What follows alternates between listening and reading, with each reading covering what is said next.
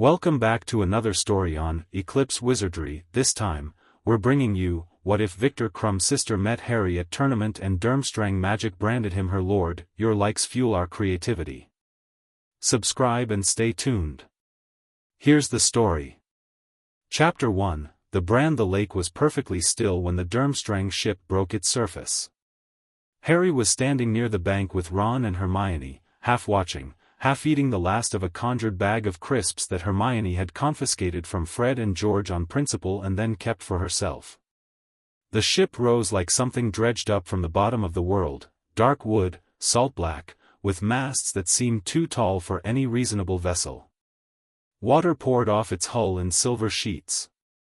The whole thing smelled of pine resin and cold northern sea, even from 50 yards away. "That's dramatic," Ron said flatly. "It's a working enchantment," Hermione said, leaning forward.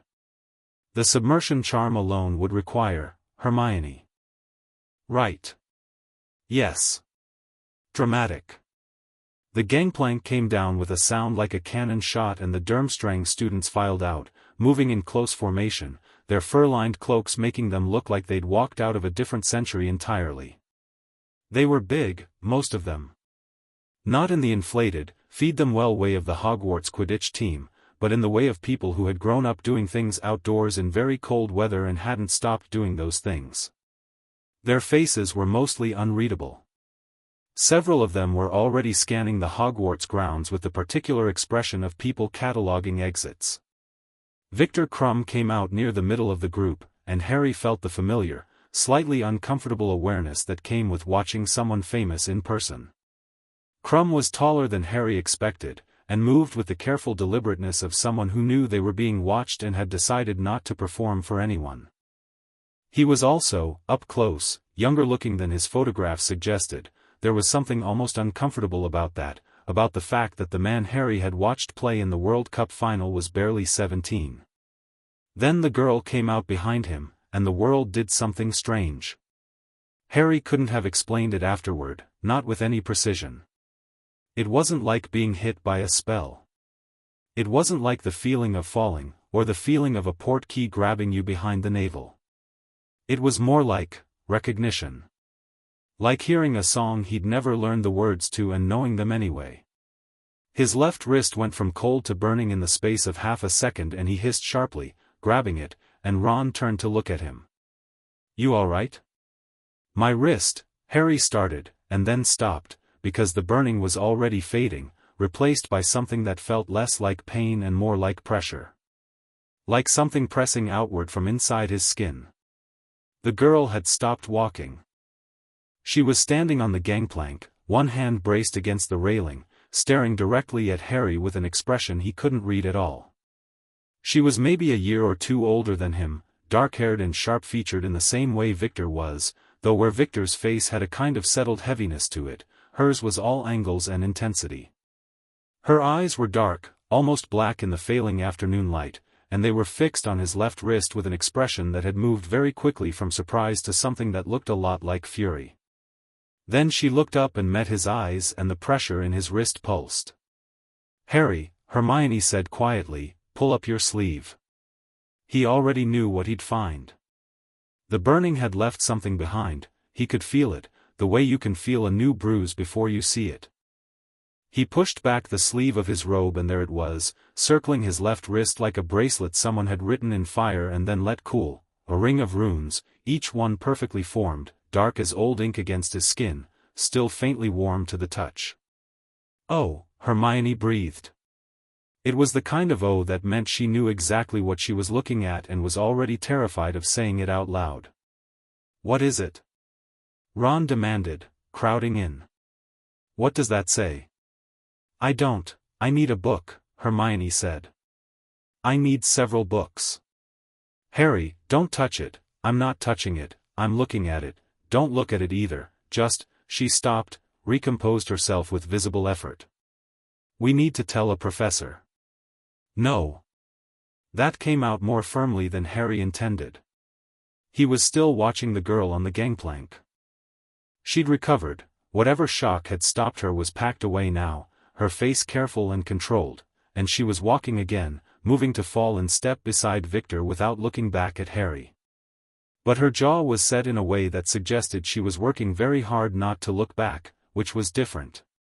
Viktor Krum hadn't seen any of it. He was already being surrounded by awestruck Hogwarts students, accepting the attention with the same weary patience a very tired king might show to particularly enthusiastic subjects. "Harry," Hermione said. "I'm not telling Dumbledore until I know what I'm telling him," Harry said. He pushed his sleeve back down. "Let's go in." Dinner was an exercise in careful normality, which Harry had gotten quite good at over the years. He sat at the Gryffindor table and ate and laughed at Ron's imitation of Draco Malfoy greeting the Durmstrang students like they were dignitaries at a state banquet, and he watched the Durmstrang delegation at the front of the hall from the corner of his eye. Dumbledore made his speech. The Goblet of Fire was revealed, golden and ancient-looking, and Harry felt its pull the same way he felt the pull of most powerful magical objects, a sort of ambient awareness, like standing too close to something electrical. Hermione was explaining the age line. Ron was already mentally composing his entry. Fred and George were whispering to each other with identical expressions of manic calculation. Harry was watching the Durmstrang girl. She sat 3 seats down from Viktor on the far side of the room, eating steadily and saying very little to the students around her. Once, she looked up, and their eyes met across the hall, and she held the look for exactly 2 seconds before deliberately turning away. Her jaw did the same set thing it had done on the gangplank. "Stop staring," Hermione murmured. "I'm not staring." "You are absolutely staring. You've been staring for 11 minutes. How do you know it's been 11? I've been watching you stare." She folded her hands on the table with the precision of someone about to deliver a lecture they've been rehearsing. "Harry. What happened at the lake, the mark on your wrist, I think I know what it is. I need to verify, but I think," she glanced around, lowered her voice further. "I think it might be a Durmstrang Lord Brand." "A what?" "A Lord Brand. It's an ancient binding rune system, pre-standardization, built into the founding magic of Durmstrang itself. It's supposed to be dormant. It's been dormant for over 3 centuries according to everything I've read, which admittedly isn't much because Durmstrang doesn't publish much about its foundational enchantments, but the runes themselves." She stopped, took a breath. "The principle is that when a Durmstrang witch of an appropriate bloodline encounters her magical counterpart, her equal in power and potential, in a situation of, I think the original term translates to something like meaningful danger, the brand activates and marks the counterpart as her lord." Ron had gone very still. "Her lord?" "It's a translation," Hermione said quickly. "The Nordic term doesn't map cleanly onto English. It doesn't mean what it sounds like. It's more like a recognition of equivalence. A formal magical acknowledgement that this person is her lord," Ron said again, now with a completely different tone. "Ronald. I'm just saying what it said." Harry was looking at his wrist. Through the fabric of his sleeve he could still feel the faint warmth of the runes. "So she didn't do it on purpose." "No. That's the whole point. The brand isn't a choice. It's a reaction. The magic makes the assessment and acts." Hermione bit her lip. "Which means she's probably furious." "She looked furious," Harry agreed. "And it means you can't simply remove it. Lord Brand runes are written in foundational magic, the same layer as Hogwarts' own enchantments, the kind that doesn't respond to ordinary counter curses. You'd need the original runic keys, which would be held somewhere in Durmstrang's." She cut herself off. "We need to be careful. We need to talk to her," Harry said. "We?" Ron said. "I need to talk to her," Harry corrected. "She knows what this is better than any of us do. She's the one who," he stopped. Triggered wasn't quite the right word. "She's involved." "Yes," Hermione said quietly. "She is."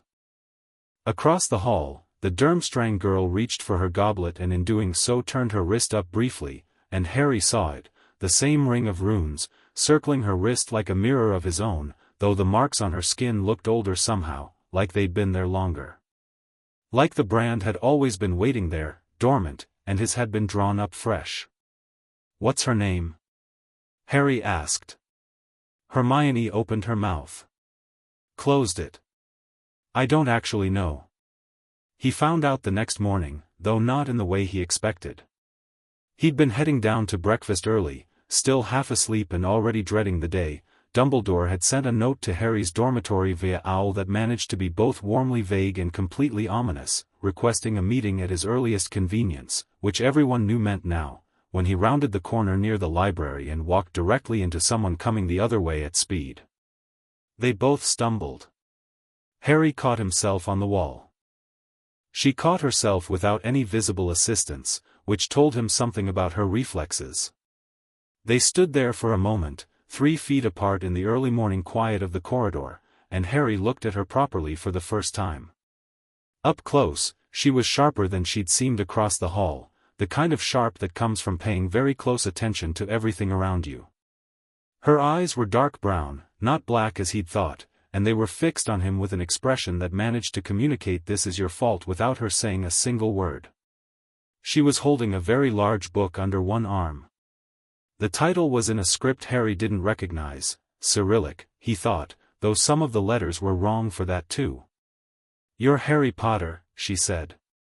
It wasn't a question. Her accent was heavier than Viktor's, the consonants harder, though her English was clearly fluent. "You're Viktor's sister," Harry said. Something flashed across her face, not annoyance exactly, but the specific irritation of someone who is frequently defined by their relation to someone more famous than them. "Katya Krum," she said flatly. "Not Viktor's sister." "Right. Sorry. I didn't know your name." He held out his hand and then felt immediately self-conscious about it. She looked at it, then at him, then shook it once, briefly, in the way of someone completing a formality rather than offering a greeting. "You felt it," she said. "At the lake?" "Yes." "Your wrist?" "Yes." She set her jaw. "It should not have happened. I got that impression. You don't understand. The brand," she stopped herself, visibly recalibrating. Whatever she'd been about to say, she'd decided not to say it. "How much do you know?" "My friend told me what she thinks it is. She said it's old. She said it doesn't come off." Katya's expression shifted, briefly, into something that might have been surprise. "Your friend knows Durmstrang magic?" "She knows everything about everything," Harry said. "It's a whole thing." The corner of Katya's mouth moved, fractionally, in a direction that was not quite a smile and not quite nothing. She seemed to catch it and stop it before it went further. "She is correct that it does not simply come off," Katya said. "But there are circumstances. Conditions." She turned the book under her arm slightly, as though remembering it was there. "I am researching. Can I help?" She looked at him. The look lasted long enough to become pointed. "You want to help me research the magic that you know nothing about?" "I want to help research the thing on my wrist," Harry said, with more patience than he felt, "that I had no say in and no warning about." "So yes." Another silence. The corridor was still empty, the rest of the castle was apparently still sleeping, or at least still eating, and the only sound was a distant banging from somewhere that was probably Peeves. "You are not angry," Katya said. It wasn't quite an accusation. It was more like she was checking a calculation she'd already done against a result that wasn't matching. "I'm a lot of things," Harry said. "Angry isn't the top of the list. Most people." She stopped again. He was starting to notice she did this, started sentences and then pulled them back, like she was being careful. "It is a significant mark. In our tradition, it carries weight." "I know." Hermione explained the Lord thing. "It is not," she pressed her lips together, then said it anyway. "It is not ownership. I want to be clear about that. I didn't think it was. She looked at him like she wasn't sure whether to believe that. Most people would assume, I'm not most people, Harry said. It came out without inflection, without ego. Just a statement of fact. He meant it the way someone might say I'm left-handed, simply, descriptively. He'd spent his whole life being not most people and had long since stopped being precious about it. Something in her posture shifted. Not much. But the set of her shoulders changed, fractionally, from guarded to something slightly less so. The brand, she said, fires when a Durmstrang witch of the old bloodlines encounters someone with an equal or greater resonance to her own magic, in a moment when real threat is present. She said it like she was reciting, which she probably was, from the book, or from something she'd memorized earlier. The threat doesn't have to be immediate. It can be latent. Potential. The magic reads ahead. She paused. You are in the tournament. I didn't enter. That is not what the brand reads, she said. It reads what is coming. And what is coming for you is, she stopped herself a third time, and this time Harry thought he understood why. She'd read ahead in her research, or she already knew, and whatever she'd found was significant enough that she didn't want to say it in a corridor at 7:30 in the morning to someone she'd known for 30 seconds. You should come to the library, she said instead. Bring your friend. The one who knows things. And Viktor? Her expression went unreadable again. Viktor, she said carefully, does not know everything about the brand. Not yet. But he'll want to know. Yes. Something moved through her eyes, not quite resignation, not quite warmth. Something complicated that probably had a very long history attached to it. He will. She tucked her book more firmly under her arm and stepped past him. He turned to watch her go, and she paused, 3 steps away, without looking back. Harry Potter, she said. Yeah. The runes on your wrist. Can you read them? No. Good, she said. Then she walked away, and he stood in the corridor for a moment trying to work out whether that was reassuring or the opposite. It was, he decided, almost certainly the opposite. Dumbledore's office smelled of old parchment and something floral that Harry had never been able to identify. Fawkes was on his perch, watching Harry with one ancient, liquid eye as Harry sat in the chair across from the headmaster's desk and waited. Dumbledore was looking at Harry's wrist. Not at Harry, at the wrist, with an expression of such concentrated scholarly delight that it would have been offensive if it weren't so obviously genuine. Extraordinary, Dumbledore said softly. May I? Harry extended his arm. Dumbledore leaned forward and studied the runes without touching them, his half-moon glasses perched at the very end of his nose, his whole demeanor that of a man who had just been given a very exciting Christmas present. You know what it is, Harry said. I know what it appears to be, Dumbledore said. Whether it is precisely what it appears is a question worth considerable examination. Lord Brand runes are, he sat back. Well. Let me put it this way. The last time a Lord Brand activated, the witch in question was a student at Durmstrang during the school's 3rd decade of operation. The brand marked a young man who later became one of the most consequential wizards of his era. He paused, with the expression of someone who has chosen his words with surgical care. History does not always repeat itself. But it does occasionally use the same vocabulary. So the brand picks powerful people, Harry said. The brand picks counterparts, Dumbledore said. Power is a component, but it's rather like saying the sun is warm. Technically true and considerably understated. The brand reads magical resonance, the specific frequency, if you'll allow the metaphor, of 2 magical cores that are built to interact. Like keys and locks, except both are simultaneously key and lock. He removed his glasses and polished them thoughtfully. What do you know of Katya Krum, Harry? I met her for 5 minutes this morning. She is, by Karkaroff's own accounts, which I take with the appropriate quantity of salt, the most gifted runic practitioner Durmstrang has produced in 4 decades. She is also Viktor's sister, which gives her a particular standing within the delegation. He put his glasses back on. And she is 16 years old, standing at Hogwarts with a brand on her wrist that has just publicly marked one of the Triwizard champions as her magical lord. She is, I expect, not entirely pleased. She seemed pretty not pleased, Harry confirmed. Karkaroff will want to meet with me today, Dumbledore said. About this, among other things. I would like you to be present. Harry looked at him.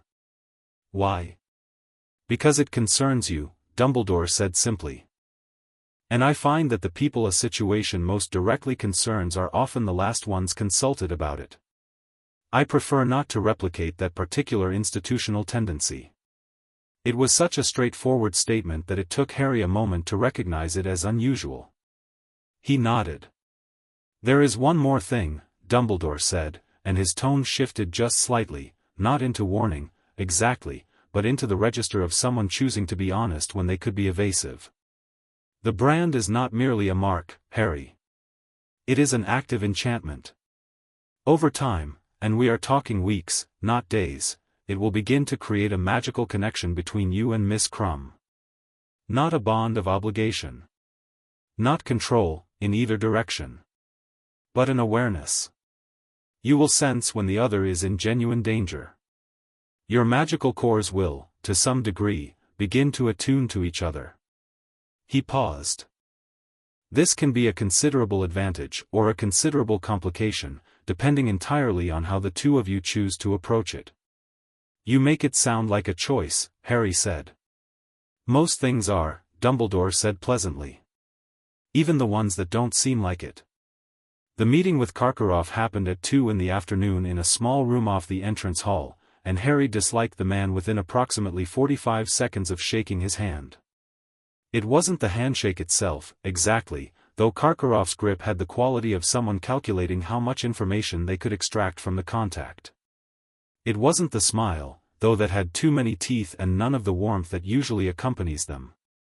It was the way his eyes moved, to Harry's wrist, then to Dumbledore's face, then to a point somewhere behind Harry's left shoulder, as if he was triangulating something. Viktor was also present, sitting with his arms folded at the end of the table, wearing the expression of someone who had been given information very recently and was still in the process of deciding what to do with it. Katya was beside him, straight-backed, her hands folded on the table in front of her. She was wearing long sleeves. So was Harry. Neither of them had discussed this, it had simply happened. The situation is, of course, most unfortunate, Karkaroff was saying. He said it in the warm, oiled tone of someone who thought the situation was actually quite fortunate and was managing that information carefully. A dormant enchantment, firing without warning. Poor Katya must be terribly distressed. I'm fine, Katya said, with the absolute minimum amount of words required for a complete sentence. Of course, of course. Karkaroff turned his smile on Harry.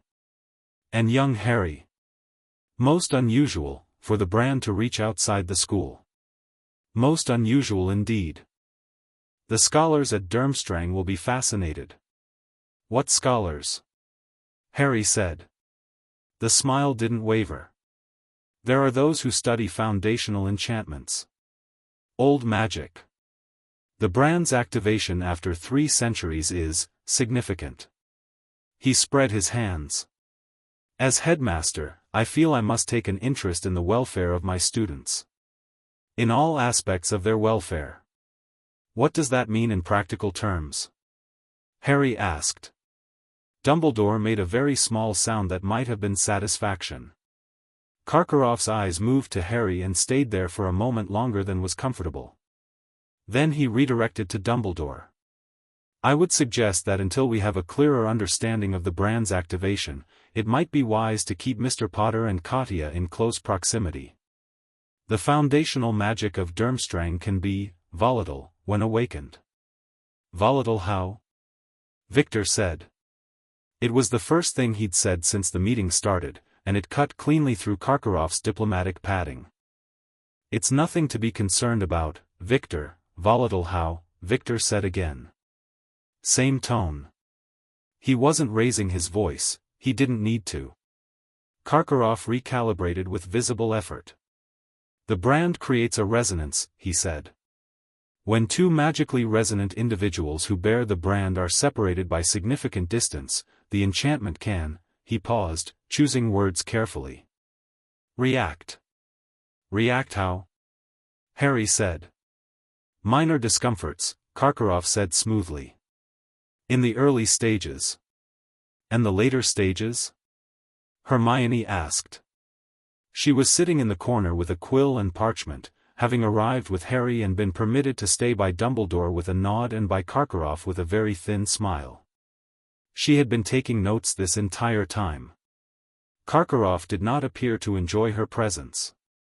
Miss Granger. Hermione Granger. What happens in the later stages of separation when a Lord Brand is active, Professor Karkaroff? A pause. The enchantment can attempt to correct the separation. Forcibly. The room was quiet. It would drag them back to each other, Hermione said flatly. She wasn't asking. That is a rather dramatic, is it accurate? Another pause. Shorter this time. Yes. Right, Harry said. He looked at Katya. She was looking at the table with the expression of someone who already knew all of this and had spent the last 18 hours or so making peace with it. Or trying to. Viktor said something sharp in Bulgarian. Karkaroff replied in the same language, brief and practiced. Whatever he said, Viktor's expression didn't improve. What's the radius? Harry asked. For the separation issue. How far is too far? In the early stages, several days' travel would be required before the enchantment became truly, Karkaroff searched for the word. Insistent. As the brand matures, the radius shrinks. Matures, Harry said. Strengthens. Deepens. Over weeks and months, yes. He folded his hands. Which is why proximity, at this stage, is advisable. And convenient for you, Katya said, very quietly. Karkaroff looked at her. Something passed through his expression that was gone too quickly to name. I beg your pardon? It's convenient, Katya said, meeting his eyes without any apparent difficulty, that the brand's effects require Harry Potter to remain near the Durmstrang delegation. I was noting it. That is all. The silence after that was its own kind of comment. Dumbledore said, mildly, I think we can agree that the practical arrangements will require some discussion. Perhaps we can reconvene tomorrow, when everyone has had time to consider the situation carefully. He stood, which ended the meeting in the way that only Dumbledore could end a meeting, as if the decision had always been made and everyone else was simply catching up. Katya, Viktor, I hope you'll find your time at Hogwarts comfortable. My door is always open. Karkaroff made his final round of smiles and handshakes and left. Viktor lingered, his eyes on Harry with an expression that had moved from unreadable to the specific scrutiny of someone conducting an assessment. Harry met it directly. Viktor looked at him for a long moment. Then he looked at Katya, who was already standing, her book under her arm again. Then he looked back at Harry and gave a very small nod, barely a movement of his head, really. More of an acknowledgement. A provisional, careful, entirely conditional acknowledgement. Harry nodded back. Then Viktor left, and it was just Harry, Hermione, Katya, and Dumbledore in the room, and Dumbledore said pleasantly, the library will be at your disposal this evening, if you'd like. I've left some relevant materials on the second reading table, and then he was gone too, in the way that Dumbledore was very good at being gone. Katya turned to Harry. Your friend, she said, nodding at Hermione. She has been researching. Since last night, Hermione confirmed. She turned her parchment around so Katya could see the notes. I found references in foundations of Northern magical tradition and a partial entry in runic systems of pre-modern Europe. The Lord Brand section in both is, she paused. Incomplete. It would be, Katya said. She came to stand beside Hermione and looked at the notes. Her eyes moved quickly, scanning. After a moment, she said, "You missed something." She wasn't being unkind about it. The activation conditions. The threat must be, it's not just danger. It's genuine mortal threat, and it must be approaching, not present. The brand fires on foresight, not reflex. So when you arrived, Hermione said slowly, and saw Harry, the brand read what's coming for him this year? In the tournament? Not just in the tournament, Katya said. She turned the parchment back toward Hermione and straightened. Her eyes went to Harry, and there was something in them now, something direct and uncomfortable and honest in the way that uncomfortable things are when someone decides to stop managing them. The brand doesn't read a single danger. It reads a life's trajectory. The shape of what's coming. She looked at his wrist and then back at his face. Whatever is coming for you, Harry Potter, it is very large, and it is very close, and the magic of Durmstrang decided I needed to know about it. Harry looked back at her for a moment. Outside the window, the sun was going down over the lake, painting the water the color of old bronze, and the Durmstrang ship sat on the water's surface like a dark thought. "Then you should probably know," he said quietly, "that I didn't put my name in that goblet." She held his gaze. The brand on his wrist pulsed once, warm and slow, like a heartbeat. "I know," she said. "I know you didn't." And from across the room, Harry saw Hermione turn her face slightly away, hiding an expression that was almost certainly "I told you so," repurposed as something that looked a lot more like relief. That night, Harry lay awake for a long time staring at the ceiling of his dormitory while Ron snored across the room. The mark on his wrist was faintly warm still, not painful, not uncomfortable, just present, like a word on the tip of your tongue that you already know but can't quite bring yourself to say. He turned it over in his mind the way he turned over most things, not with dread, and not with the particular exhaustion of someone who had been carrying too many heavy things for too long, but with something closer to interest. He was in the tournament, wanted or not. He had a runic brand on his wrist placed there by ancient magic he didn't understand. He had a meeting tomorrow with a girl who was furious at the universe for a decision the universe had made without her permission. All of it was real. None of it was going away. He could feel the shape of the days ahead, not magically, not prophetically, just in the ordinary human way of someone who had been in bad situations before and knew the particular weight of one arriving, and the shape of it was large and close and complicated, and at the center of it, tangled up with everything, was a pair of dark eyes that had looked at him across a hall and looked at him in a corridor and looked at him in a meeting room, and each time had been doing something different.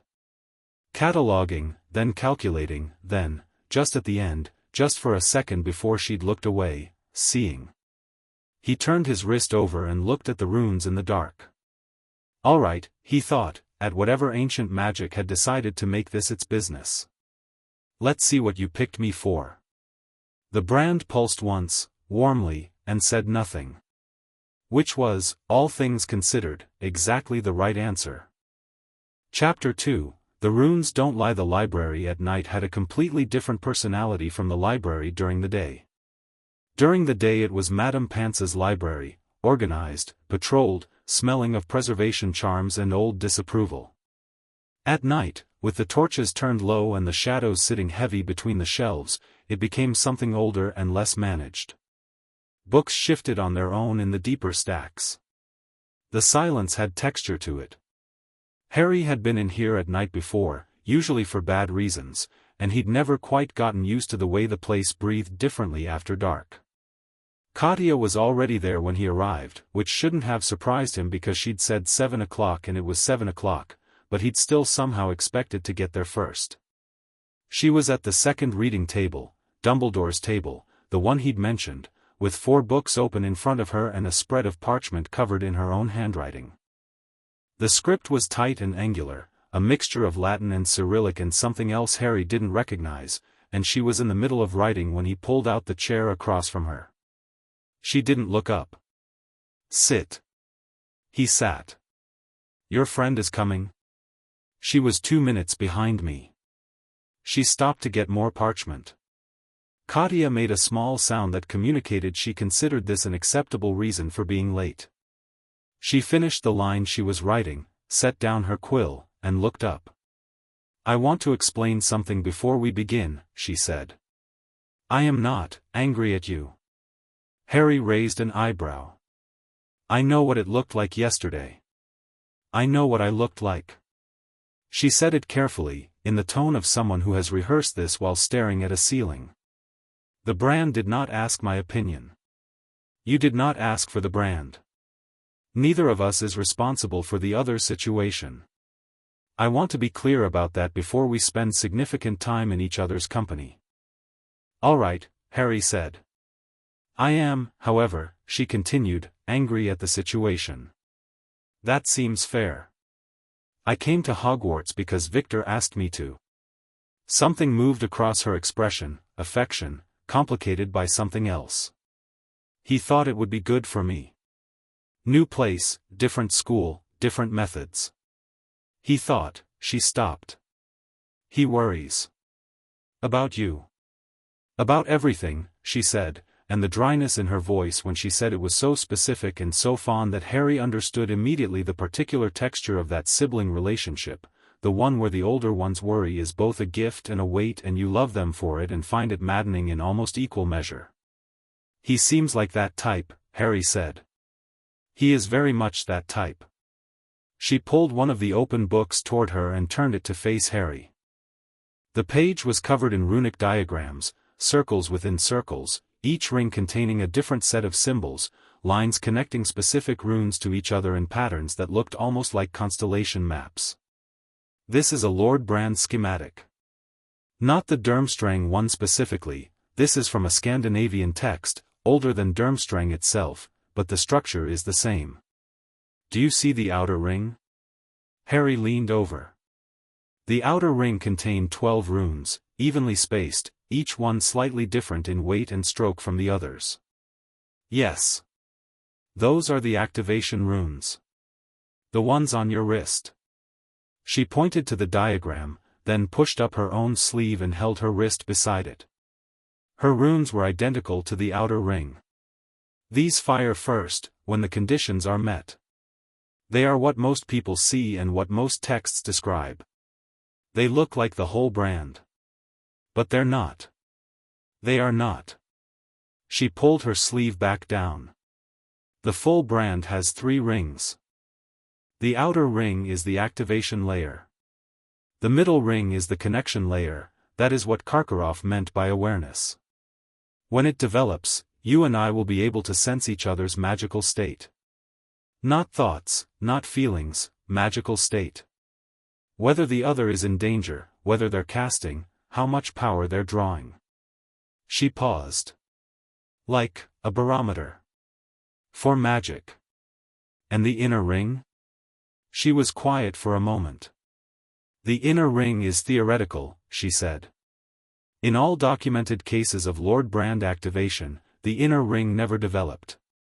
It requires conditions that have not historically been met. What conditions? She met his eyes. Absolute trust, she said simply. Not friendship. Not proximity. Trust in the specific sense that you would act in the other's interest as readily as your own, without calculation. She said it neutrally, like she was reading from a textbook, but there was something careful in how she was looking at him. In 3 centuries of Durmstrang history, the outer ring has fired twice. The middle ring developed once. The inner ring, she shook her head. Never. Never. The door opened and Hermione came in carrying a stack of books that would have been structurally alarming on a cart and was genuinely impressive in human arms. She set them down at the end of the table with a controlled thump that still made Katya wince slightly. Sorry, Hermione said, not sounding very sorry. She was already pulling out her parchment. I found 3 more references, one in Magical Traditions of the Baltic region which has an entire chapter on foundational school enchantments, and the other 2 are tangential but might be useful for the activation conditions. She sat, spread her materials, and looked at Katya with the specific bright attention of someone meeting a true intellectual peer for the first time. You're already on the ring structure. Yes. The middle ring attuning to magical state, I want to understand the mechanism. Is it passive? Is it a continuous connection or does it only activate under specific, passive, Katya said, and something in her expression relaxed marginally, the way it does when you realize the person you're talking to is genuinely going to engage with the material rather than just observe it. It runs constantly but at very low signal. Like background noise. You would not notice it unless you paid attention, or unless the signal spiked because the other person was in genuine danger. And the radius for the separation issue? At this stage, it is roughly 200 miles before the enchantment becomes uncomfortable. She glanced at Harry. It escalates over time as the outer ring matures. Within 3 months, if the outer ring has fully settled, uncomfortable becomes painful. Within 6, painful becomes disabling. Disabling, Harry said. Seizures, Katya said bluntly. In the historical case. The one where the middle ring developed. The pair was separated by approximately 500 miles and the male partner, the one who had been branded as Lord, went into a magical seizure after 48 hours. She said it with the practicality of a medical professional describing a case study. He did not die. He was brought back. But. She looked at the diagram. The brand is not a gentle magic. It's foundational magic, Hermione said quietly. It's built into the bones of the school. Of course it's not gentle. No, Katya agreed. It is not. She looked at Harry again, and this time the look had a dimension to it that his earlier ones hadn't, something almost apologetic, though she wasn't quite apologizing. I want you to understand what has happened to you. Completely. Not the version Karkaroff would have given you, which would have been accurate in the specific ways that serve him and incomplete everywhere else. I noticed that, Harry said. In the meeting. He was very careful about what he left out. He is always careful about what he leaves out. She said it without heat, but with the resigned certainty of someone who has been watching a pattern for years. Karkaroff sees the brand as an asset. A connection between a Hogwarts champion and a Durmstrang student, one from the oldest magical family in Bulgaria. He will try to use it. She paused. He will be subtle about it. He is always subtle. What does he want from it? She hesitated, and it was the first real hesitation Harry had seen from her, not a careful pause but an actual moment of uncertainty. Karkaroff has debts, she said finally. Old ones. To people who are becoming relevant again. She looked at Harry steadily. I think you understand what I mean. The library was very quiet. Hermione's quill had stopped moving. Harry looked at the brand on his wrist and thought about Dumbledore's words. Whatever is coming for you, it is very large, and it is very close. He wants to hand me to Voldemort, he said. Not a question. Just saying it plainly. Katya didn't flinch at the name. He noticed that. Not directly, she said. He is not brave enough for direct. But he wants the connection. The awareness the brand creates. If Karkaroff can understand the brand's mechanics, he could potentially use the connection. To locate you. To track your magical state. To know when you were weakened. A magical tracking device, Hermione breathed. In principle, Katya said. He would need the runic keys for that level of manipulation. And the keys are not easily accessible. Something hardened in her expression. But Karkaroff is patient. Why are you telling me this? Harry said. She looked at him. Because the brand told me to trust you, she said, very simply. And I have spent the last day trying to decide whether the brand is right. A beat. I think it is. I do not necessarily like that it is. But I think it is. Hermione made a small sound. Harry looked across and found her studying her parchment with excessive concentration, which meant she was doing the emotional equivalent of looking at the ceiling. "Thank you," Harry said. Katya nodded once, briskly, and pulled another book toward her. "We should work," she said. "There is a lot to understand. The tournament starts with the first task in 3 weeks and the brand will be less settled before then, not more. If Karkaroff is going to move, he will move when we are least prepared." She picked up her quill. "So we will be prepared." They worked for 4 hours. It was, Harry reflected somewhere around the second hour, a genuinely strange experience. Not unpleasant, strange. He was used to working in the library with Ron and Hermione, which had a particular rhythm to it, Hermione finding things, Harry and Ron being found things at. This was different. Katya worked like she was in combat, efficiently, without wasted motion, completely focused and entirely uninterested in commentary for its own sake. When she found something relevant she put it in front of whoever needed it without announcement. When Hermione asked her a question she answered it directly. When Harry asked a question she answered it the same way, with occasional follow-up questions of her own that were sharp enough to make him think harder than he usually did. At some point around hour 3 they ended up working through the same passage in the Baltic text simultaneously and reached the same conclusion about 30 seconds apart, and Harry said, "So the middle ring develops in response to shared experience, not just time," and Katya said, "Which means proximity alone is insufficient," and they both stopped and looked at each other and Hermione made a very small, very contained noise of amusement that she immediately suppressed. "I was going to say that," Harry said. "I know," Katya said. "You were right. You could sound slightly less surprised." "I was not surprised," she said. "I was confirming." But the corner of her mouth did the thing again, the fractional movement in a direction that wasn't quite a smile, and this time she didn't seem to notice it, or notice herself not stopping it. By the end of the 4th hour they had a working picture.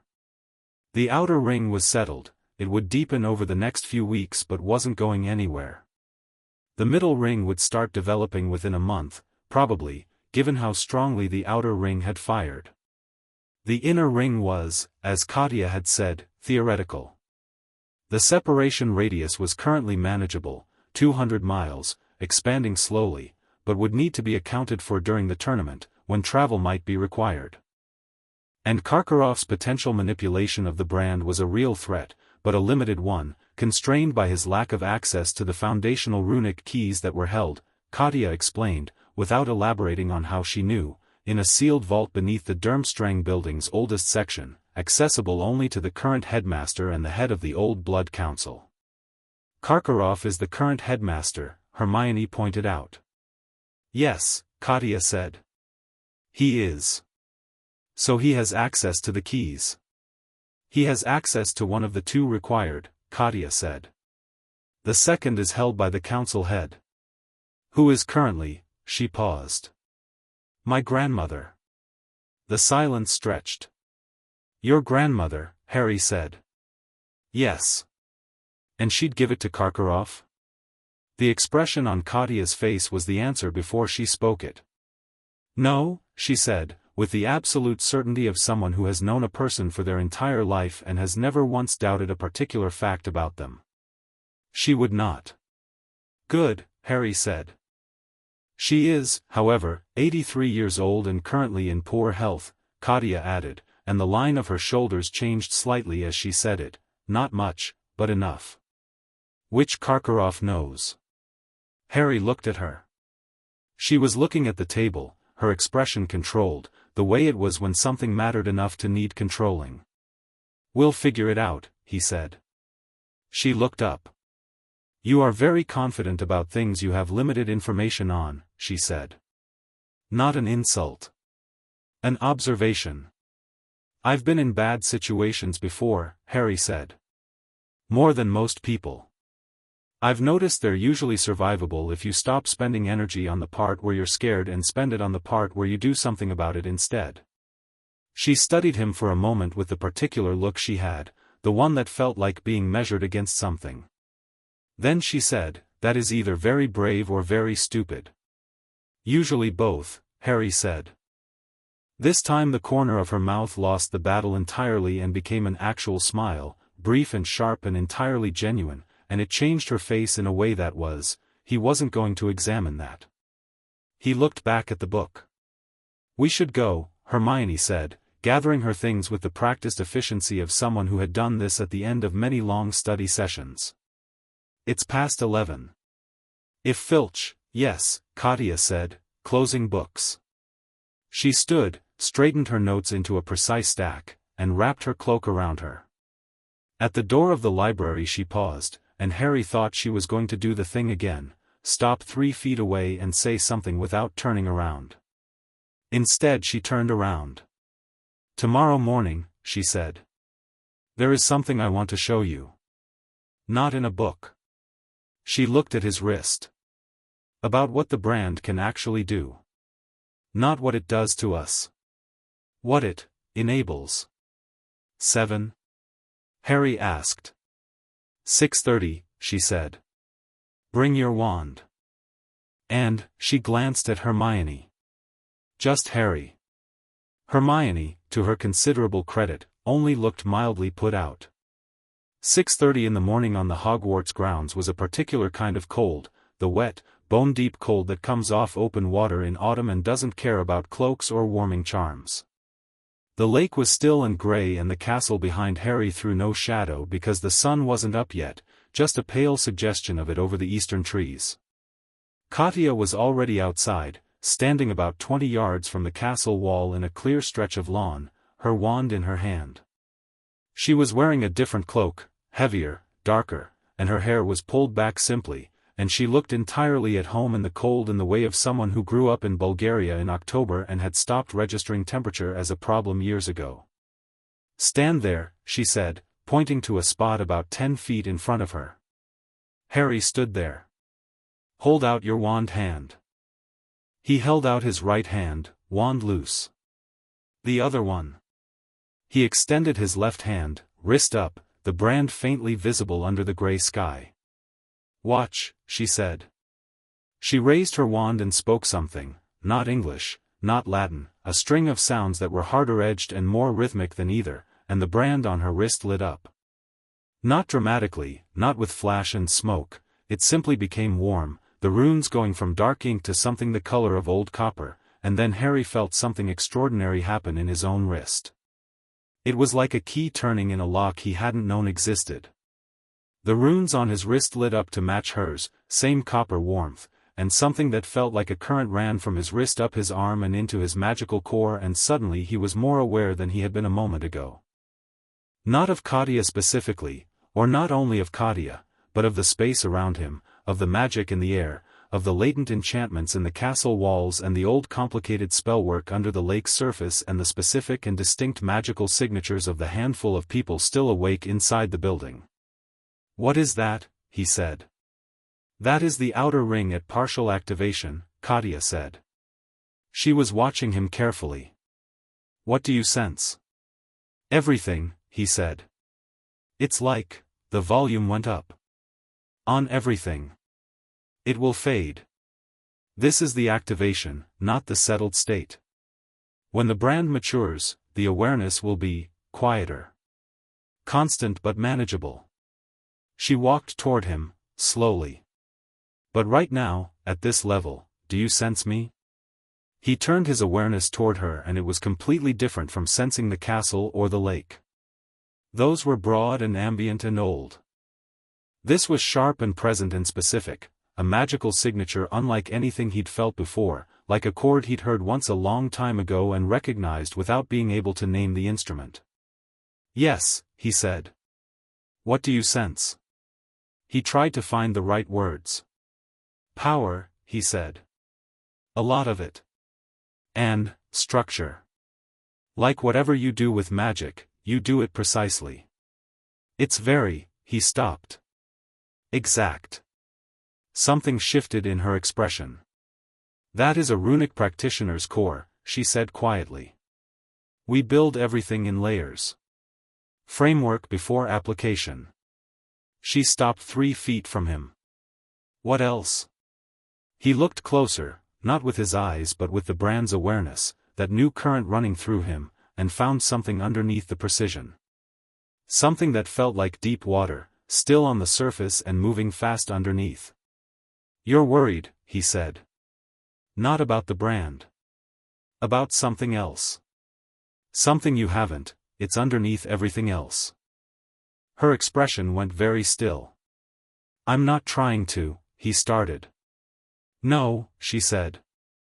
That is the middle ring starting to develop. Earlier than I expected. She looked away, just briefly, then back. It is not, the worry is personal. It is not about Karkaroff or the brand. Your grandmother, Harry said.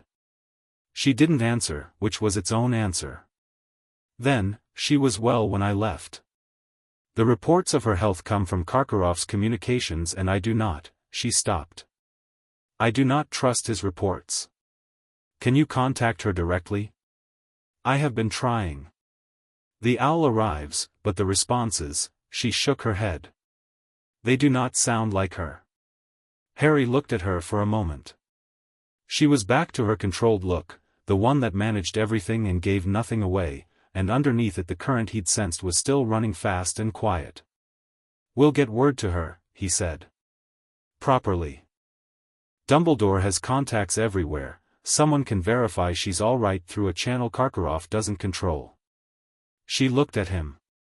You would ask Dumbledore for that? Yes. He said it simply. It wasn't a complicated calculation.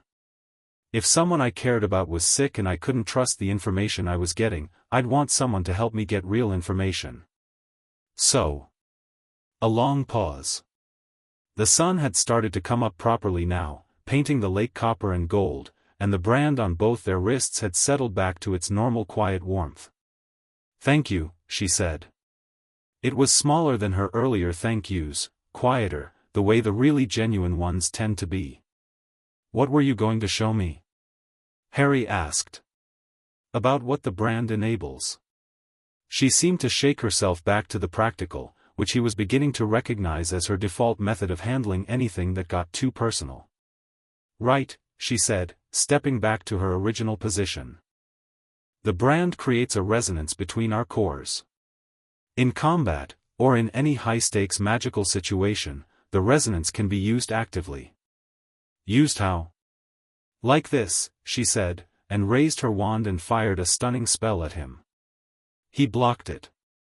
Not quickly, impossibly quickly, before he'd consciously decided to move, his wand up and the shield already forming, and the spell deflected off it with a crack that scattered blue light across the damp grass. He stared at his wand. I didn't, your core read my intent, Katya said.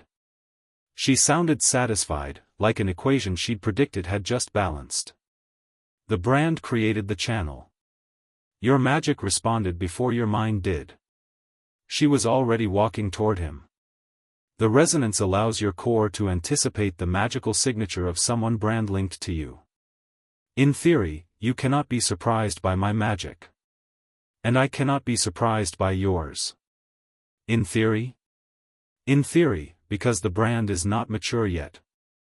Right now it only works at close range, within 10 or 15 feet. As it develops, the range increases. She stopped in front of him, closer than before, studying his face with the evaluating look. But even at this level, do you understand what that means? In the tournament? He understood.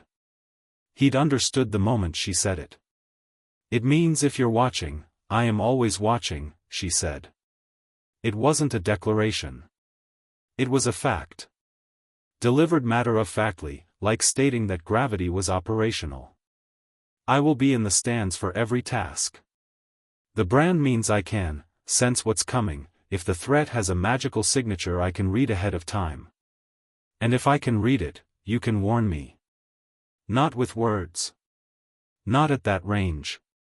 But, she held up her wrist, tapped the brand. Through here. She looked at him. If something is coming that you cannot see, you will feel it. A specific pulse. 3 quick beats. Like this. She activated the brand briefly, the copper glow returning, and 3 short pulses of warmth ran up his wrist in quick succession. Harry felt his eyebrows go up. "That's useful," she said. "I was going to say brilliant," he said. She looked at him for a second, and then she actually smiled, not the fraction of a smile from last night, not the brief sharp genuine one from the library, but a proper one, real and slightly surprised, like she hadn't expected to mean it. It lasted about 2 seconds and then she reeled it back in, but it had been there. "We will practice," she said, turning away. "Every morning." 6:30. "Every morning? You are in a tournament that is trying to kill you." "Yes, every morning." She was already walking back toward the castle. "And bring better shoes. Those are not appropriate for combat training." Harry looked down at his trainers. They seemed perfectly reasonable to him. He looked up at her retreating back. "They're fine," he said. "They are not fine," she said, without slowing down. Viktor found Harry at lunch. He didn't sit at the Gryffindor table, he walked past it, and slowed, and when Harry looked up he made a very small motion with his head. "Come." Harry went, ignoring Ron's expression of mild alarm and Hermione's expression of bright interest. They stood near the doors to the entrance hall, out of the worst of the noise, and Viktor looked at Harry with the specific expression of someone who has been thinking about something for a long time and has decided to say it directly rather than circle it. "My sister," Viktor said. "She is," he paused. "She does not like to need help." "I noticed," Harry said. "She will not ask for it." "I know." Viktor looked at him steadily. He was a large person, not just tall but built in the way of someone who had been flying at professional speed since childhood, all functional muscle and no waste to it, and when he focused on you the effect was considerable. Not threatening, exactly. More like a very large, very specific weight being placed on a particular surface. "She is important to me," he said. "She's your sister," Harry said. "She is the most important person to me," Viktor said, with the patient precision of someone making a distinction they consider significant. "Not my sister who is important. The most important. You understand?" Harry looked at him. He thought about Ron, not the Ron of right now, the current Ron who was probably eating 4 bread rolls simultaneously and watching them from across the hall, but the foundational Ron. The Ron at the beginning. The one who had walked into a train compartment and asked if anywhere was taken. "Yeah," he said. "I understand." Viktor seemed to hear something in the way he said it. He was quiet for a moment, then, "The brand, it is not a burden to me. I know what it means. In our tradition, it is, not simple. But I know what it means." He looked at Harry's wrist. "She will fight it," he said. "She has always fought the things she cannot control. But the brand does not fire wrong." He said the last part like he was saying something he'd decided to believe and had finished deciding. "In 300 years, it has not fired wrong. I'm not going to make it harder for her," Harry said. "That's not," he stopped, looking for the right words. "I know I didn't choose this. I know she didn't choose this. I'm not going to pretend the brand means more than it does or less than it does. I just want to figure it out. With her." Viktor studied him for another long moment. Then he nodded, a bigger nod than last night's, slightly more decided. "Good," he said. He started to turn away, then stopped. "The tournament," he said. "It is not what you think it is. Be careful." "What do you mean?" "I mean the tasks are designed. Someone designs them. And this year," he stopped, which was significant, because Viktor Krum was not the type of person to stop mid-sentence out of casual caution. He stopped because he was genuinely uncertain of what to say. "Be careful," he said again. "Of everything. Not just the dragon." "You know about the dragon?" Harry said. Something that was nearly humor moved across Viktor's face. "I know about the dragon," he said. "We all know about the dragon." He paused.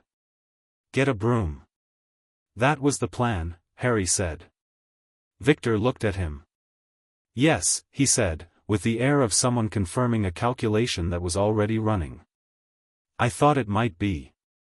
Then he went back inside, and Harry stood by the entrance hall doors for a moment, the cold air coming in around the edges, and thought about what it meant that Viktor Krum, who had barely spoken 10 words to anyone at Hogwarts who wasn't in his direct line of sight, had come to find him specifically to say, "She matters to me, don't make this harder than it has to be." It meant, Harry decided, walking back to the Gryffindor table, that the brand had made a choice that extended past him and Katya, whether either of them had signed off on it or not. It meant he had an ally. That evening, Karkaroff came to find Harry alone. It was in the corridor outside the defense classroom.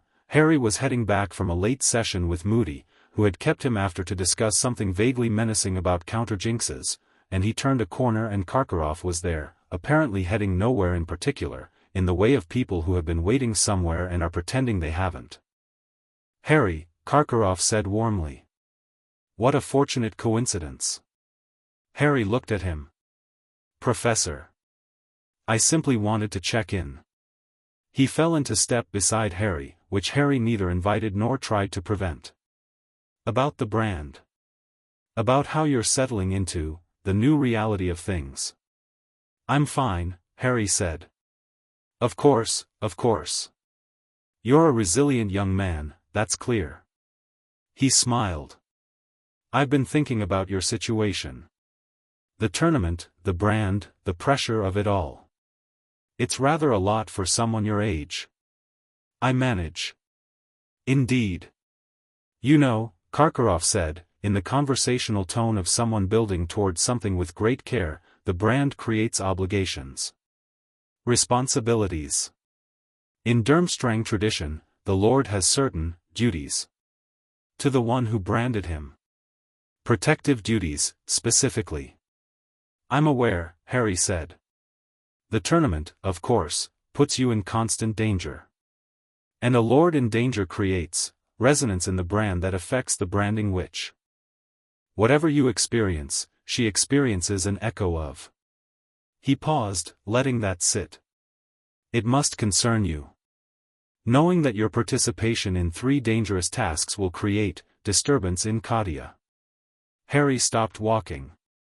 Karkaroff stopped too, half a step ahead, and turned with the smile still in place. Harry more actions request aborted. Write the next chapter now. Chapter 3, the first task. Harry stopped walking. Karkaroff stopped too, half a step ahead, and turned with the smile still in place. Harry looked at him for a long moment. Not with anger. Anger would have been easier to manage and Karkaroff would have known what to do with it. Harry just looked at him, the way you look at something you're trying to understand the full shape of before you respond to it. "You're suggesting," Harry said, "that I should withdraw from the tournament. To protect Katya from the resonance." "I'm suggesting nothing," Karkaroff said smoothly. "I'm simply noting the reality of the situation.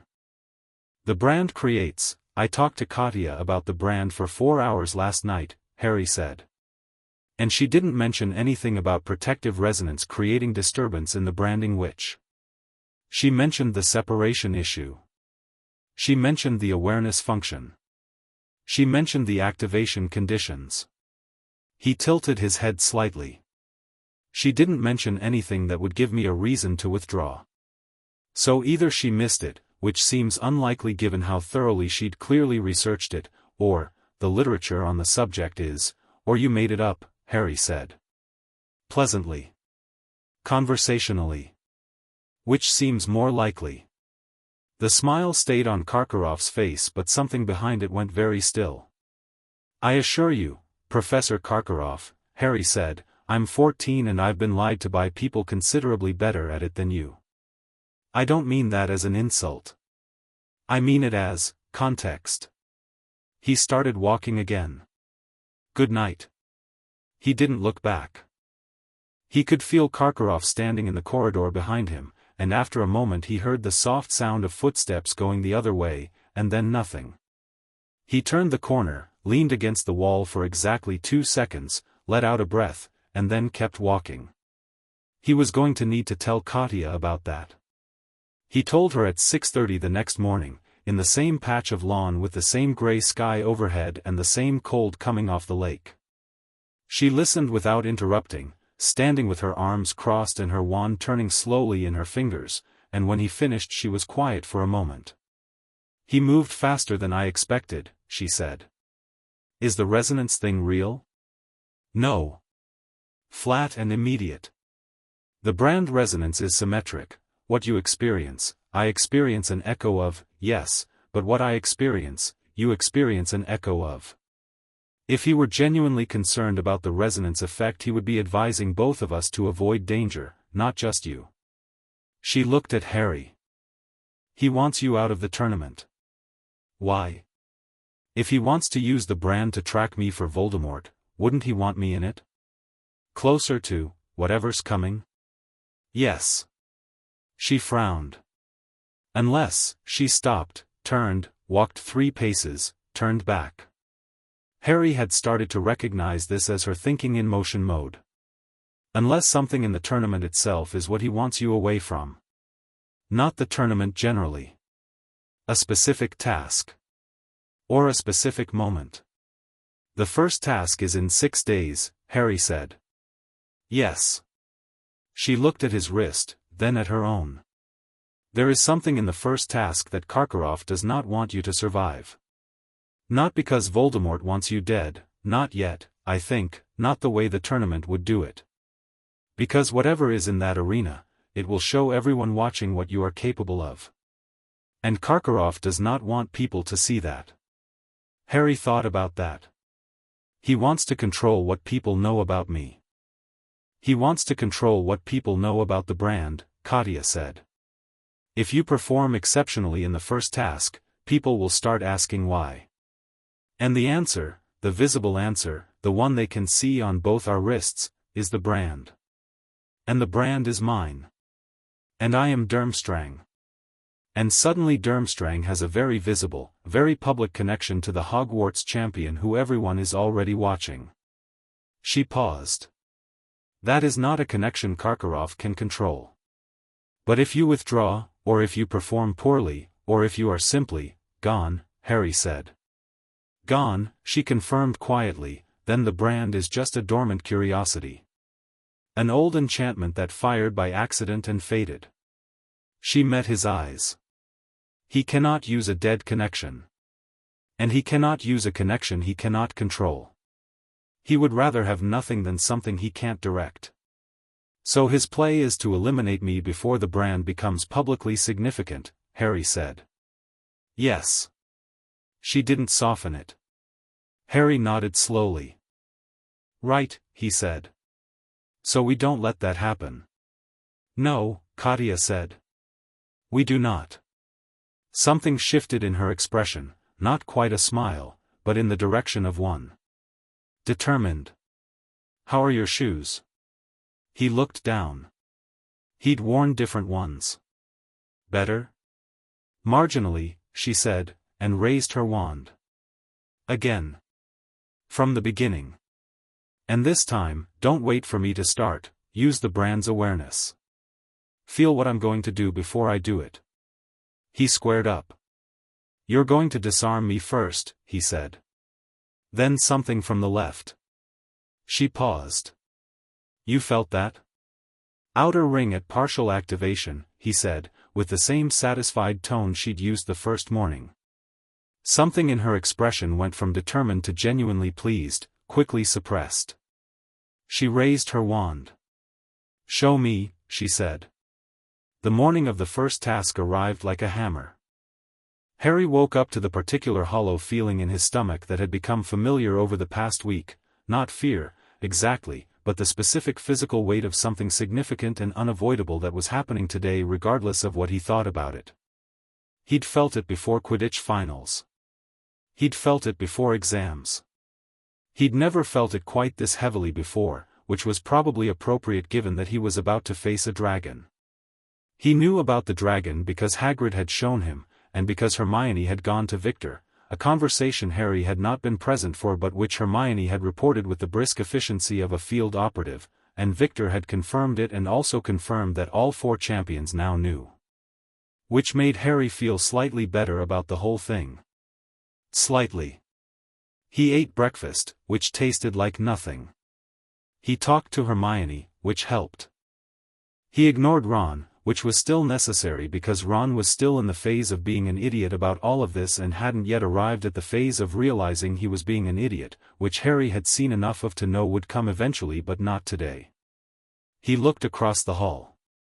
Katya was eating steadily and not looking at him, which was how she always was at meals. She didn't perform attentiveness, she just was or wasn't looking at any given thing based on whether it was relevant. But as he watched, the brand on his wrist pulsed once. Not the 3-beat warning signal. Just once. Slow and warm. Like, acknowledgement. Like I know this is today and I'm here. He pressed his thumb against the mark and pulsed back. Across the hall, without looking up, she picked up her goblet and took a slow drink. The closest thing to a smile she was going to do in public at 7 in the morning. Ron, who had been watching this exchange with an expression like a man working through a maths problem he resents, turned to Hermione. Did they just, yes, Hermione said, into her porridge. Through their wrists. Yes. That's, Ronald. I wasn't going to say anything bad, Ron said defensively. You were about to say, weird. I was about to say, interesting, Ron said, with the specific dignity of someone lying with conviction. The champion's tent smelled of canvas and anxiety. Fleur was pacing. Cedric was sitting with his elbows on his knees, looking at the ground with the focused expression of someone doing complex internal calculations. Viktor was standing near the entrance, arms folded, still as a stone. Harry found a corner and stood in it. A bag sat on the table in the center of the tent and he knew what was in it, knew the principle if not the specific order, but he kept his eyes off it and his mind on the thing that actually mattered, which was what he was going to do about the dragon. The plan was the firebolt. Or rather, the plan was the summoning charm, because his broom was in the castle and the arena was here, and the bridge between those two things was the Accio charm, which he'd spent 3 evenings practicing with Hermione and 2 mornings practicing with Katya. He was good at it now. He was more than good at it. Something about working with the brand active, something about the heightened magical awareness that the outer ring was slowly settling into, had made his summoning charm cleaner and more powerful than it had ever been. Hermione had watched him pull his firebolt from 300 yards in 4 seconds and said, very quietly, that should not be physically possible. It probably wasn't. But it worked. Ludo Bagman came in and the bag came out and Harry reached in and pulled the small model dragon, Hungarian horntail, black and venomous, and held it in his hand and felt nothing except a kind of clarifying focus. Not calm, exactly. Something more active than calm. Like the moment before a Quidditch match when the nerves stop being nerves and start being fuel. He closed his fingers around the model. 4th. He went last. Fleur went first and Harry half heard the crowd through the canvas, the roar and the gasp and the sustained tension, and then Cedric, and then Viktor, and each time the crowd told the story better than any commentator could. Then the whistle came and Harry walked out. The arena was bigger than he'd expected. He'd known it was large, had heard the descriptions, had tried to imagine it, but the specific enormity of standing in it was different from imagining it. The stone walls went up 30 feet. The stands were packed and loud in the way of crowds that have been building towards something for a long time and are finally getting it. The dragon, his dragon, the horntail, was at the far end of the arena on a rocky outcrop, chained at the neck and the forelegs, and even chained and from 100 yards away it was the most immediately dangerous thing Harry had ever stood in front of. He found Katya in the stands in approximately 4 seconds. He wasn't entirely sure how, she was one face in a sea of faces, and he hadn't been looking in her direction, but the brand did it for him, the outer ring's awareness pulling his attention to her like a compass finding north. She was near the front of the Durmstrang section, sitting slightly forward, her eyes on the horntail and then on him, and the brand said nothing because it didn't need to. She was there. That was sufficient. Then Harry raised his wand, said Accio Firebolt, and waited. The pause before it arrived lasted maybe 5 seconds. The crowd didn't understand what was happening for the first 3 of them. By the 4th second, people were starting to look around. By the 5th, someone in the front row was pointing at the sky above the north wall, where a tiny dark shape was moving at speed, and then it was there, his firebolt, slamming into his hand with a force that drove him back half a step, and the crowd made a sound like a single enormous intake of breath. The horntail noticed. It raised its head from the nest and its neck went back and its eyes, yellow, slitted, ancient, found him across the arena, and Harry was already on the broom. The next 4 minutes were the most alive Harry Potter had ever felt. Not because of the danger. Not specifically because of the danger. But because everything, the brand's heightened awareness, the weeks of combat training with Katya, the bone-deep certainty that he needed to be at his best today and the equally bone-deep certainty that he was, everything fused into something that felt less like surviving and more like operating at full capacity for the first time in his life. He flew like he meant it. Not just competently, not just skillfully, he flew like the firebolt was part of him and the sky was his natural element and the horntail was simply a problem to be solved rather than a thing to be survived. He read the dragon's movements the way Katya had taught him to read hers, not reacting to what it did but feeling what it was about to do, the brand's awareness extending outward even to the dragon's body language, the muscle telegraphing of its neck before it breathed fire, the weight shift before it swung its tail. He drew it upward, into a climbing arc that brought the horntail's neck fully extended and its gaze fixed on him, and the tail came up and the wings opened and the fire came in a column that lit the whole arena orange and Harry was already gone, diving, rolling, coming in from the side and below, and the crowd was screaming continuously now, a single sustained note of collective terror and elation. The egg was on the nest. He could see it from 60 feet up, golden, round, sitting among a clutch of gray-brown Real eggs like something from a different story entirely. He dropped. The horntail saw him coming, swung its neck around, opened its mouth, and the brand on his wrist pulsed 3 times in quick, sharp succession.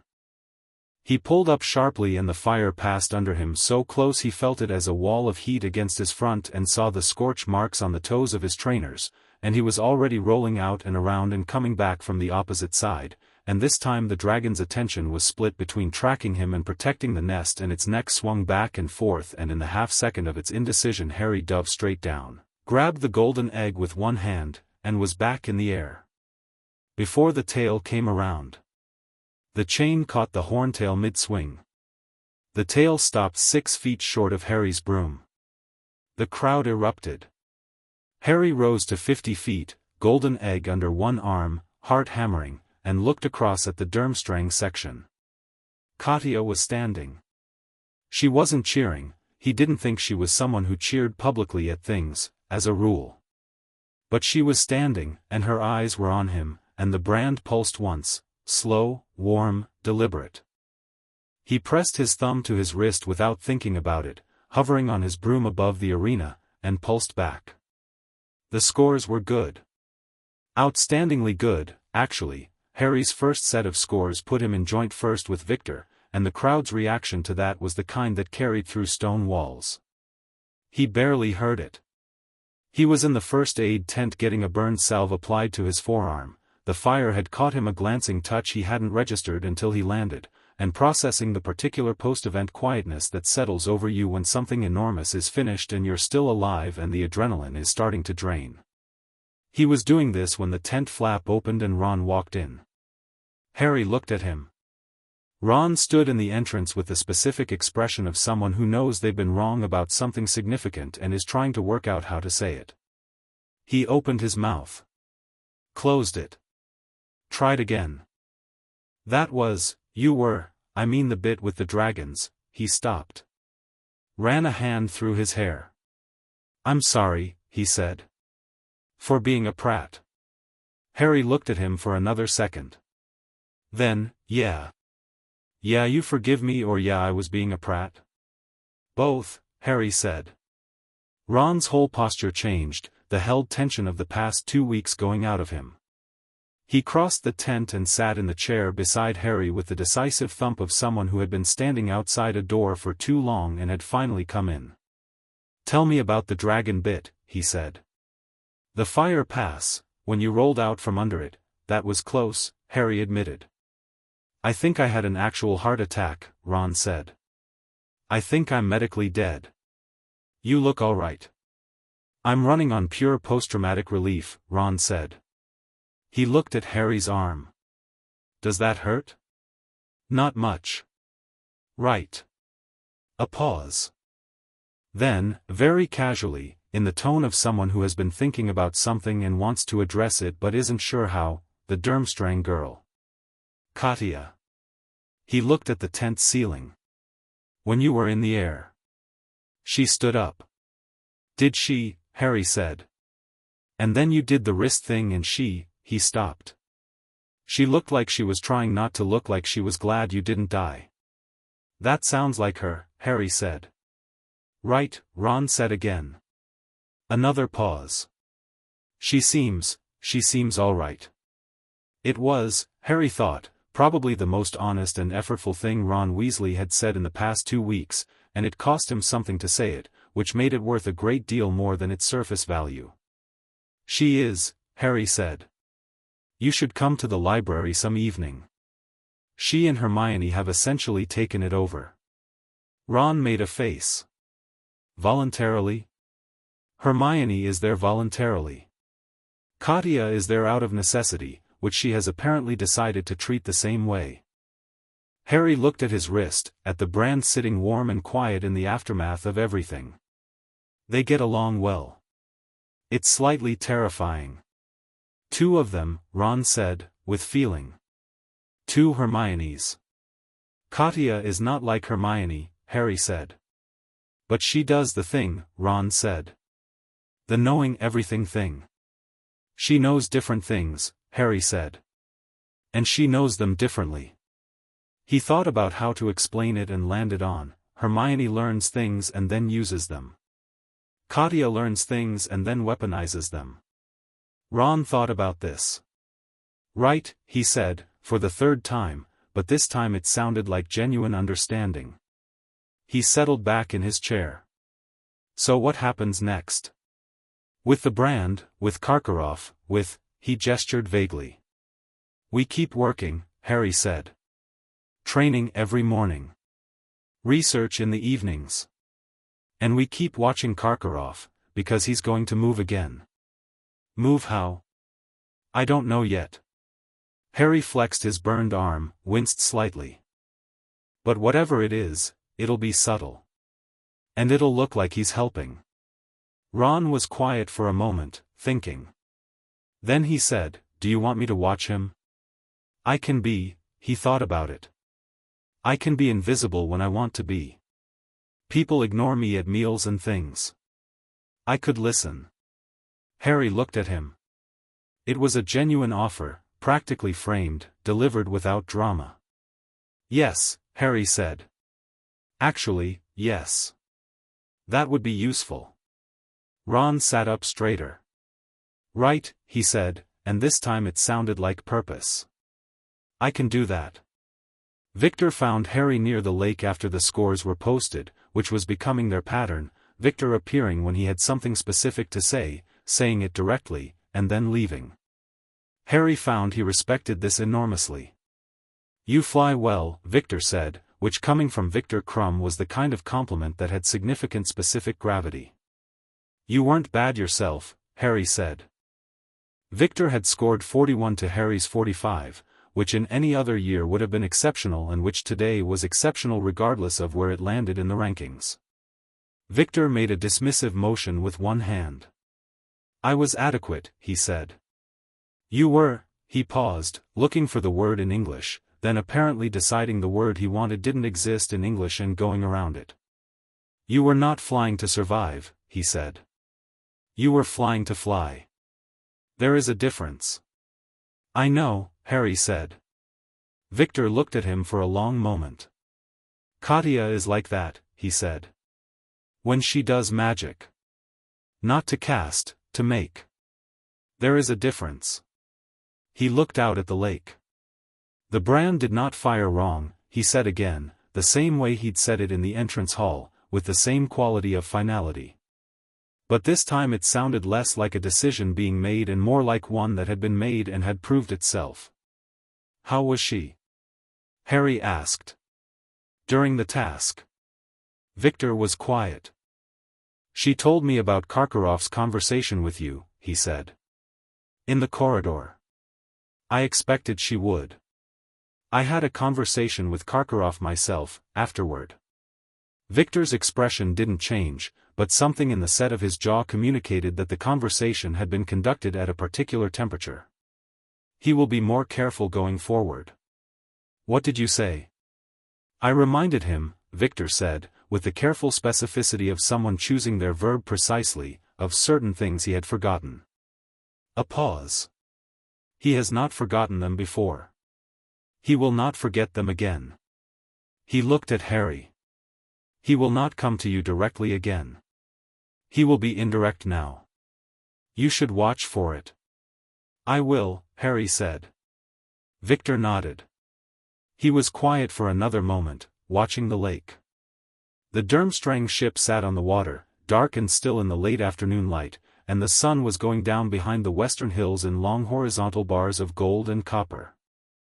She did not stop watching, Viktor said. The whole time you were up there. She did not look away once. He said it simply, without weight, in the way of someone stating a fact they consider relevant without editorializing.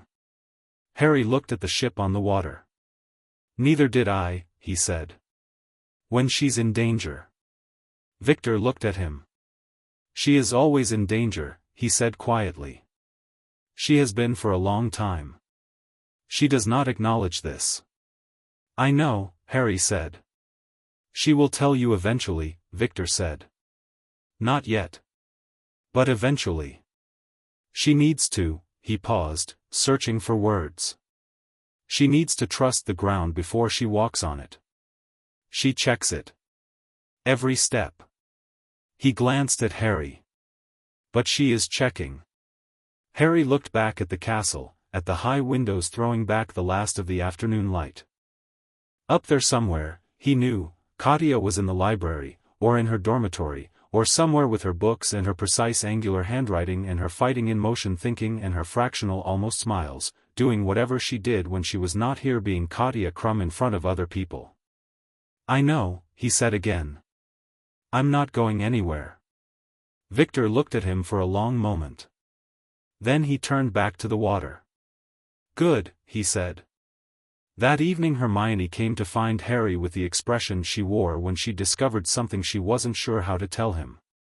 He'd seen it before, the specific compression of her lips, the way she held her note slightly away from her body as though the parchment itself was responsible for the contents. I found something, she said, sitting across from him in the common room and spreading her notes on the table. About Karkaroff. About why he specifically wants the brand's runic keys. Harry leaned forward. It's not just about tracking you, she said. Or it's not only that. The brand's foundational magic, when the inner ring develops, if it develops, creates a channel of extraordinary depth between the two people bearing it. Not just awareness. Not just resonance. She pressed her lips together. The original texts describe it as a merging of magical cores. Not permanent, not total, but in moments of extreme need, the kind of need the brand was built for, the two brand bearers can draw on each other's magic directly. Harry stared at her. Draw on each other's magic. Share it. Pool it. If Katya's in danger and she's running low on magical capacity, she could draw on yours. If you're in danger, she stopped. The texts call it a bridge. A bridge between two cores that in normal circumstances would never be able to connect. That's what the inner ring is, Harry said. That's the condition. That's what absolute trust enables. Yes, Hermione said. And Harry, the reason Karkaroff wants the runic keys isn't just to track you. If someone with access to the foundational keys could manipulate the brand's inner ring, not activate it naturally, but force it open artificially, Harry felt cold. They could tap the bridge, he said. They could drain the bridge, Hermione said. They could pull from it. Not just read the connection. Use it. Two of the most powerful magical cores in a generation, opened up and accessible. She stopped. Karkaroff doesn't want to hand you to Voldemort. He wants to hand Voldemort a battery. The common room was warm and noisy around them, Fred and George arguing in the corner, Neville bent over his homework, the fire crackling, and Harry sat very still in the middle of it with the cold knowledge settling through him like snow. "We need to tell Katya," he said. "Tonight?" Hermione asked. "Now," Harry said. He was already standing. He found her in the corridor outside the Durmstrang students' temporary quarters, which told him the brand was fully operational in the awareness sense because he hadn't known where to look and had gone where it pulled him. She was standing in the corridor reading a letter, or had been reading it, because when he rounded the corner she was holding it at her side with the look on her face that he'd come to identify as the one she wore when something had confirmed a fear she'd been managing. She looked up when he came around the corner. "My grandmother," she said. Before he could say anything. "She is." Viktor reached Dumbledore 2 days ago and Dumbledore sent someone through channels Karkaroff doesn't control. She looked at the letter. "She is ill. More than we knew. More than the report said." A pause. "She sent a separate message through Dumbledore's channel. About the runic key." Harry went still. "She gave it to a council member she trusts for safekeeping," Katya said. "She moved it 3 weeks ago. She suspected Karkaroff might." She stopped. "She knew. She always knows." Something in her voice shifted, not breaking. Katya's voice didn't break, but something underneath it moved like ice over water, shifting without cracking. "She is 83 and she is ill and she still moved the key before he could get to it." Harry crossed the corridor and stood in front of her. She was looking at the letter again, and the brand on her wrist was warm and present, and he could feel through it exactly what she'd said in the library, the deep water current, running fast and quiet under the surface. "She's all right?" he asked. "She's safe? She is in her own house with her own people and the council member has the key," Katya said. "She is." She stopped. "She is not well. But she is herself." "Then she's fine," Harry said. Katya looked up at him. The corridor was quiet and dim and the letter was still in her hand and she looked at him for a long moment with the measuring look, except it wasn't measuring anything right now, it was just looking. "I have something to tell you," Harry said. "About Karkaroff. About what he actually wants from the brand." She was quiet for a second. Then she said, "The inner ring. You know? I worked it out tonight," she said. "That's what he's after. The bridge." She looked at the letter one more time, then folded it carefully and put it in her cloak pocket. "He will not get it." "No," Harry said.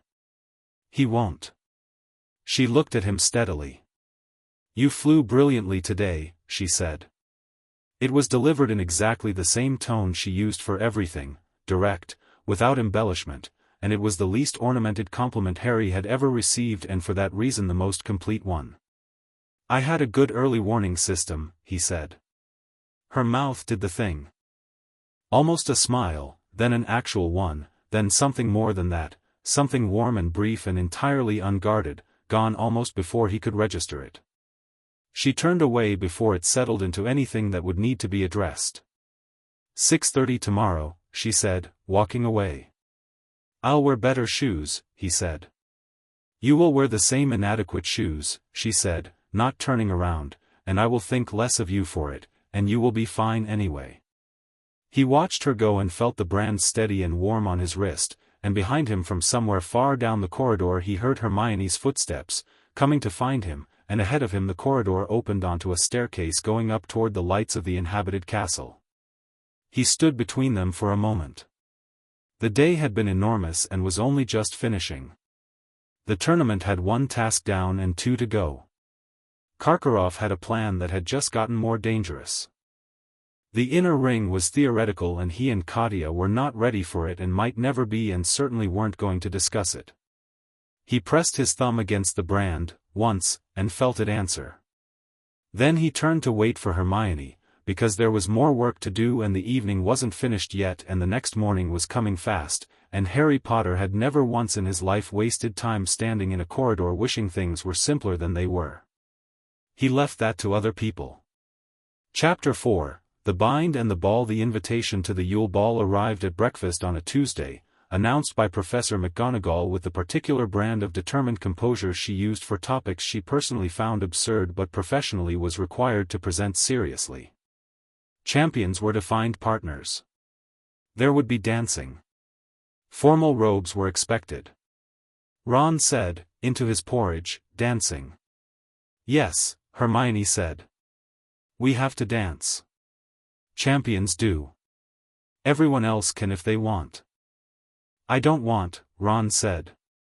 Then don't, Hermione said, with the briskness of someone who had already moved past this conversation emotionally and was waiting for everyone else to catch up. Harry was not listening to this exchange. Harry was looking across the hall at the Durmstrang table, where Katya was reading. She was always reading at meals, a different book every time, held in one hand while she ate with the other in the practiced way of someone who had been doing this for years and had stopped apologizing for it. Viktor was beside her, listening to something one of the other Durmstrang students was saying, and his expression suggested he found it moderately interesting, which for Viktor constituted enthusiasm. The ball was in 3 weeks. 3 weeks was also, roughly, when the brand's outer ring would finish its initial settling period and the middle ring would begin developing in earnest. Harry thought about this for a moment, turned it over, and then stopped thinking about it because Neville was tapping him on the shoulder to ask if he'd done the charms reading and the answer was no. He asked Parvati Patil the following Thursday. Not because he particularly wanted to, he liked Parvati well enough in the way that you like people you share a common room with for 4 years and who have never been unkind to you, but because the alternative was going through the next 3 weeks of mounting social pressure and he had enough things on his mind that required actual thought without adding that particular low-level anxiety to the pile. Parvati said yes with the specific pleasure of someone who had been hoping but not counting on it, and Harry said great, and they agreed to meet at the bottom of the marble staircase at 8, and that was done. He told Hermione, who said, good, in the tone of someone relieved a problem had been resolved without requiring her intervention.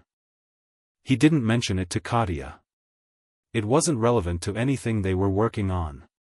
Except 3 days later, at the end of a training session that had run long because they'd been working on the brand's combat attunement and Harry had been trying something new, extending the awareness outward, past Katya, using her magical sensitivity as a kind of amplifier for his own, she said, without looking up from the notes she was making, who are you taking to the ball? He looked at her.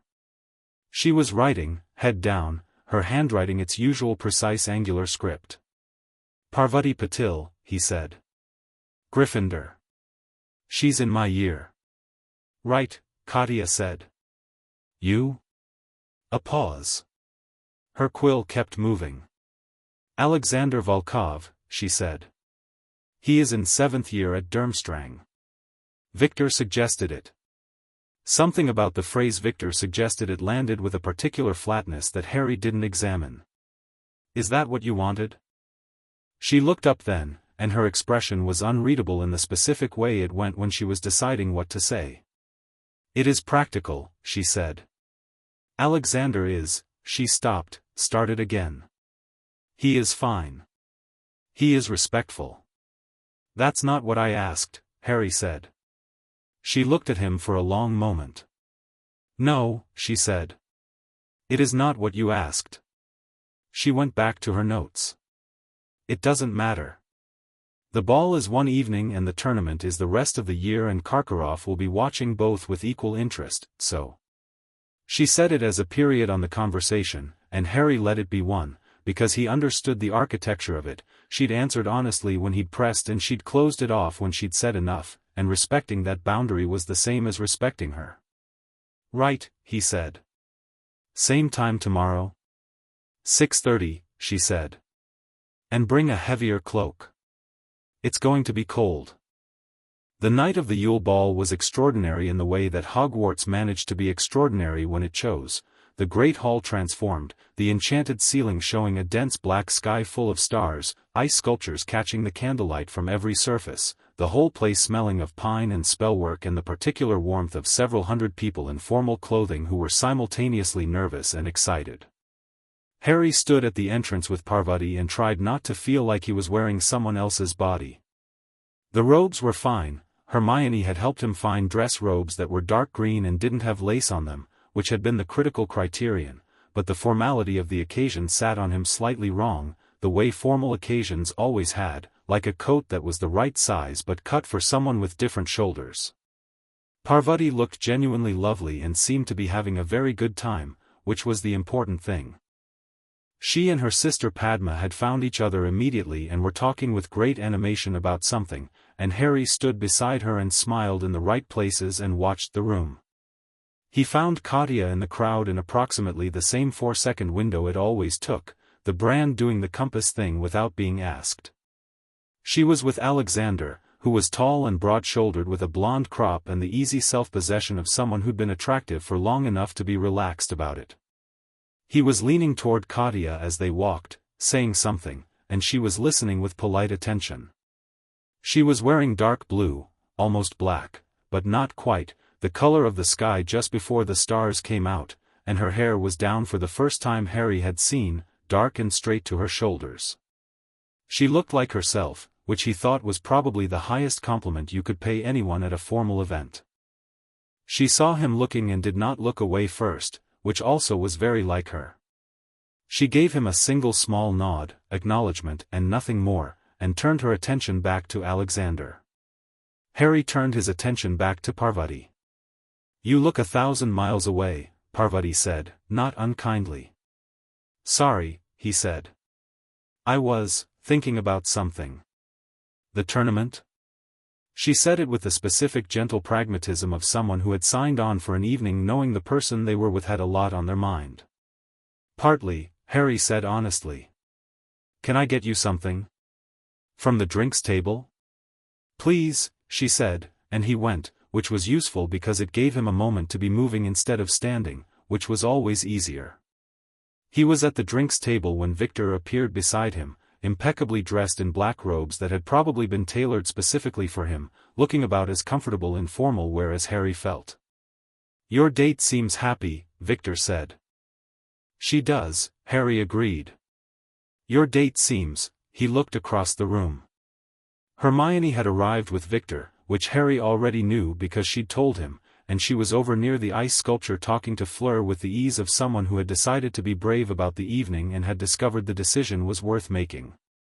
She looked, objectively, exceptional, and seemed almost surprised by that fact, which was its own kind of wonderful. "Your date seems like she's having the best night of anyone here." Viktor looked at Hermione and the expression on his face was the closest to openly warm Harry had ever seen from him.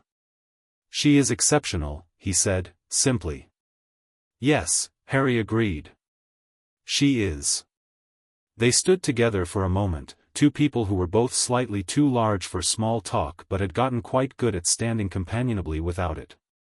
"Katya," Viktor said. Harry looked at him. "She is," Viktor paused. She said yes to Alexander because she did not want to, he stopped again, which was unusual. Viktor generally said things directly when he said them at all. "She makes herself small sometimes," he said finally. "When things are uncertain. She fills less space. She thinks it is practical." He looked at Harry. "It is not practical. It is fear, and she does not recognize it as such." Harry looked across the room at Katya, who was talking to Alexander with composed attention and filling exactly the amount of space that was polite and no more.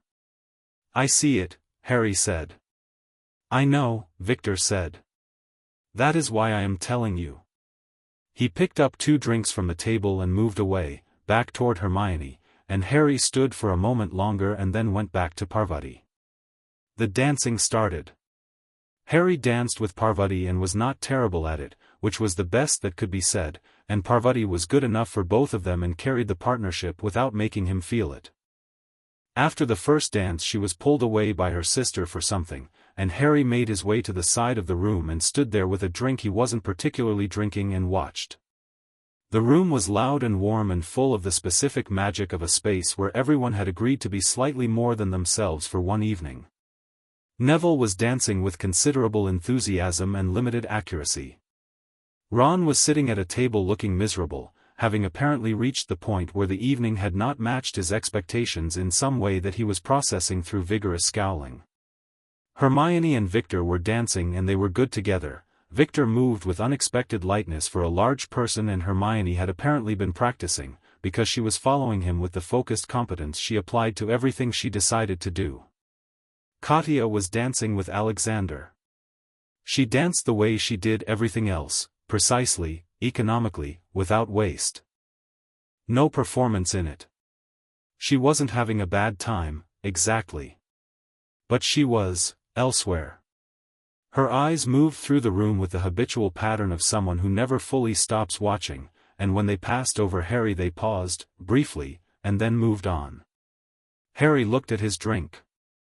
He was not going to do anything about the thing he was not examining. There were approximately 4,000 reasons not to, beginning with the brand itself, because the brand had started this entire chain of events and anything that happened now would be permanently unclear as to whether it was real or whether it was two cores resonating with each other and producing a sensation that felt like something else. He had thought about this. He had thought about it in the way that you think about something you're trying to make sure you're being honest with yourself about. He still hadn't arrived at a conclusion. He suspected this was because honesty sometimes takes longer than you want it to. Someone sat down beside him. He looked up. Alexander Volkov, up close, he had an open, pleasant face and the look of someone who found most things interesting without finding any of them overwhelming.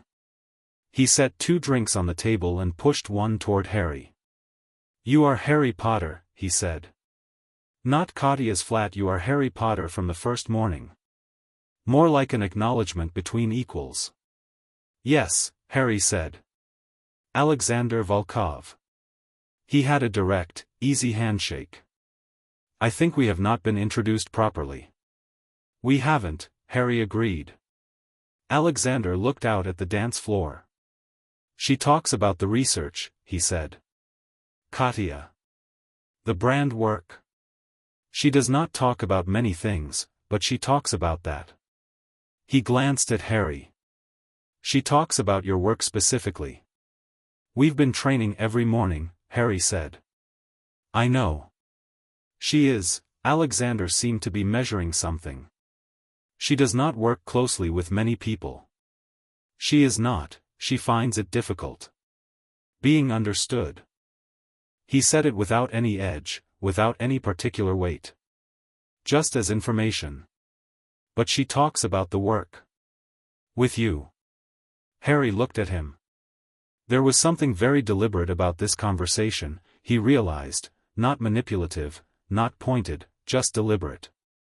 Alexander Volkov was the kind of person who said the thing he meant to say and did it gently enough that you didn't notice you were being told something significant until after. "Why are you telling me this?" Harry asked. Alexander smiled. It was an easy, unguarded smile. "Because she will not," he said.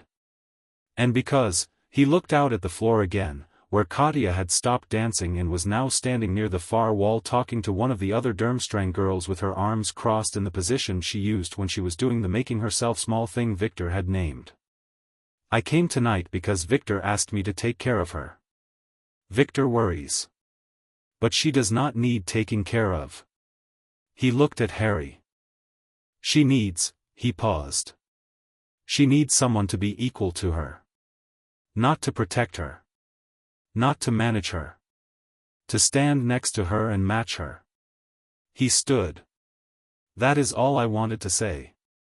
He took his drink and went back into the room, and Harry sat with his for a moment and looked at the far wall where Katya was standing, and thought about the brand, and about resonance, and about the difference between the magic making him feel something and him actually feeling it. He thought about it for approximately 30 more seconds. Then he got up. She saw him coming. Of course she did. The brand's awareness worked both ways, and she'd been attuned to his position in the room all evening in the same way he'd been attuned to hers, neither of them commenting on it, both of them aware of it. She said something to the Durmstrang girl she was talking to, and the girl drifted away, and by the time Harry reached her she was standing alone near the wall with her arms uncrossed, which was small but not nothing. "You look like you're auditing the room for structural weaknesses," Harry said. "I do that everywhere," she said. "Old habit." "Katya." She looked at him. "Come and dance," he said. A pause. It lasted long enough for him to count 3 heartbeats, which was about 2 longer than her usual pause. "I am here with Alexander," she said. "Alexander is currently talking to a third-year Beauxbatons student and looks like he's having an excellent time," Harry said. "And Parvati is with her sister and her sister's date, and from the look of it has forgotten I exist, which is genuinely fine." He looked at her. "Come and dance." Another pause. Then, "You are aware that the brand creates a resonance that intensifies during physical proximity." "Yes," Harry said. "And you're not concerned about that?" "Not particularly." She studied him for another second. "You are the least concerned person I have ever met," she said, but she was moving as she said it, away from the wall and toward the floor, and he fell in beside her. The song the Enchanted Orchestra had shifted to was slower than what had been playing before, the kind of tempo that required you to actually be in proximity rather than just moving in the same general direction as another person. Harry put his hand at her waist, feeling acutely aware of exactly where his hands were and making sure they were where they were supposed to be, and she put her hand on his shoulder with the clean decisiveness she brought to most things. The brand warmed immediately. Not painfully, not dramatically, just warmth, and the heightened awareness that came with close proximity, and the specific sensation of her magical core right there, close and distinct and layered in the way that runework layered everything she did. "This is going to affect the middle ring's development," she said quietly. "I know," he said. "You know, and you're still." "I'm still," he confirmed. She was quiet for a moment, which was unusual for her when they were working, though he was beginning to understand that this wasn't working, and that the distinction mattered, and that she understood the distinction too, which was why she'd paused before following him onto the floor. "Harry," she said. "Yes." "The brand chose you," she said slowly, working through it as she spoke. "Because of what is coming. Because of the danger. I know that. And I know that the resonance between our cores creates." She stopped. Started again. "I have been very careful to attribute everything I feel to the brand. Because it is the responsible thing to do. Because the alternative," another stop. "Katya," Harry said. "I've been doing the same thing." She looked up at him. They were close enough that he could see exactly what was in her expression, the precision of someone who'd been managing something carefully and had just been told the thing was mutual, and wasn't sure yet what to do with that. "It could be the brand," she said. "It could be," he agreed. "We won't know no. Not for a while." "That is an extremely unsatisfying answer." "Yes," he said. "It is." She looked at him for another moment. Then something in her expression settled, not resolved, not finished, but settled, the way a problem settles when you've accepted that it needs time. The line of her shoulders changed, from managed to present. "I want it to be real," she said, very quietly, so quietly the music almost covered it. "I want it to be mine. Not the brand's." "I know," he said. "Me too." They danced, and didn't say anything else about it, and the brand was warm between them and the room was bright and loud around them, and it was enough. Karkaroff made his move at 11:45. Harry knew it was happening before he saw it, which was how he'd started to know most things that involved Karkaroff. The brand was sensitive to magic in a way his regular senses weren't, and Karkaroff used his wand in a specific way, each spell carrying the faint cold signature of someone whose magical core had been compromised by whatever dark alliances he'd made. Harry had learned that signature the way you learn a smell, not analytically, just recognition. He felt it from the other side of the room and pulled back from the conversation he'd been having with Cedric, who was the most genuinely decent person in the tournament and who Harry had been slowly realizing he should probably have talked to more. "Sorry," he said. "1 minute." He moved through the thinning crowd, it was getting late, the ball winding down, and found Karkaroff near the side exit, not going through it but standing beside it, his wand just barely visible under his cloak, pointed at something Harry couldn't immediately see. Then he saw what Karkaroff was looking at. Katya was in the corridor beyond the exit, speaking to the Durmstrang girl from earlier. They'd moved out there for quiet, probably, away from the music. She was facing away from Karkaroff's angle. She couldn't see him, couldn't see the wand, couldn't see the thin thread of something dark and purposeful that was coiled around Karkaroff's wand tip like smoke. Harry crossed the room in 8 seconds and put himself between Karkaroff and the exit. Karkaroff looked up. Whatever he'd been building on his wand tip dissolved, instantly, in the way of something that knows it's been seen. His expression recalibrated to the warm professional smile in less time than it took Harry to stop moving. "Harry," he said pleasantly. No," Harry said. "Just the word. Flat, clear, no heat in it." Karkaroff's smile stayed. "I beg you were pointing your wand at Katya," Harry said. "Still flat, still clear. You weren't going to curse her, you're not brave enough for that, and you know Viktor would end you. But you were doing something to the brand. Trying to affect the connection while she was distracted." He looked at Karkaroff with the same direct, assessing look he'd been using on him since the corridor outside the defense classroom. "You've been patient. I'll give you that. But you're getting nervous, which means Voldemort is getting impatient, which means you're running out of time." Karkaroff's smile had not moved. But his eyes had, slightly, in the way that eyes do when a calculation goes wrong and the recalculation takes a moment. "You're 14, he said, softly. Almost reflectively. "Yes," Harry said. "You speak like someone who's been lied to by people who underestimated him," Harry said. "Which is exactly what I told you in the corridor, if you remembered." He held Karkaroff's gaze. "Stay away from her. Stay away from the brand. And if you try this again, I won't come and talk to you about it." Karkaroff looked at him for a long moment. Whatever he saw there seemed to require some adjustment to his understanding of the situation. He straightened, adjusted his robes. "Good evening, Harry," he said, and walked away. Harry watched him go. Then he turned and pushed through the side exit into the corridor. Katya turned from her conversation as he came in. She read his face immediately. She was very good at reading his face, better than almost anyone, which he'd started to wonder was brand attunement or just her. "What happened?" she said. "Not a question." He told her, quickly and directly. The girl Katya had been talking to, whose name Harry still didn't know, went very still and then quietly excused herself and left, which suggested she had more understanding of the situation than she let on. Katya listened without interrupting.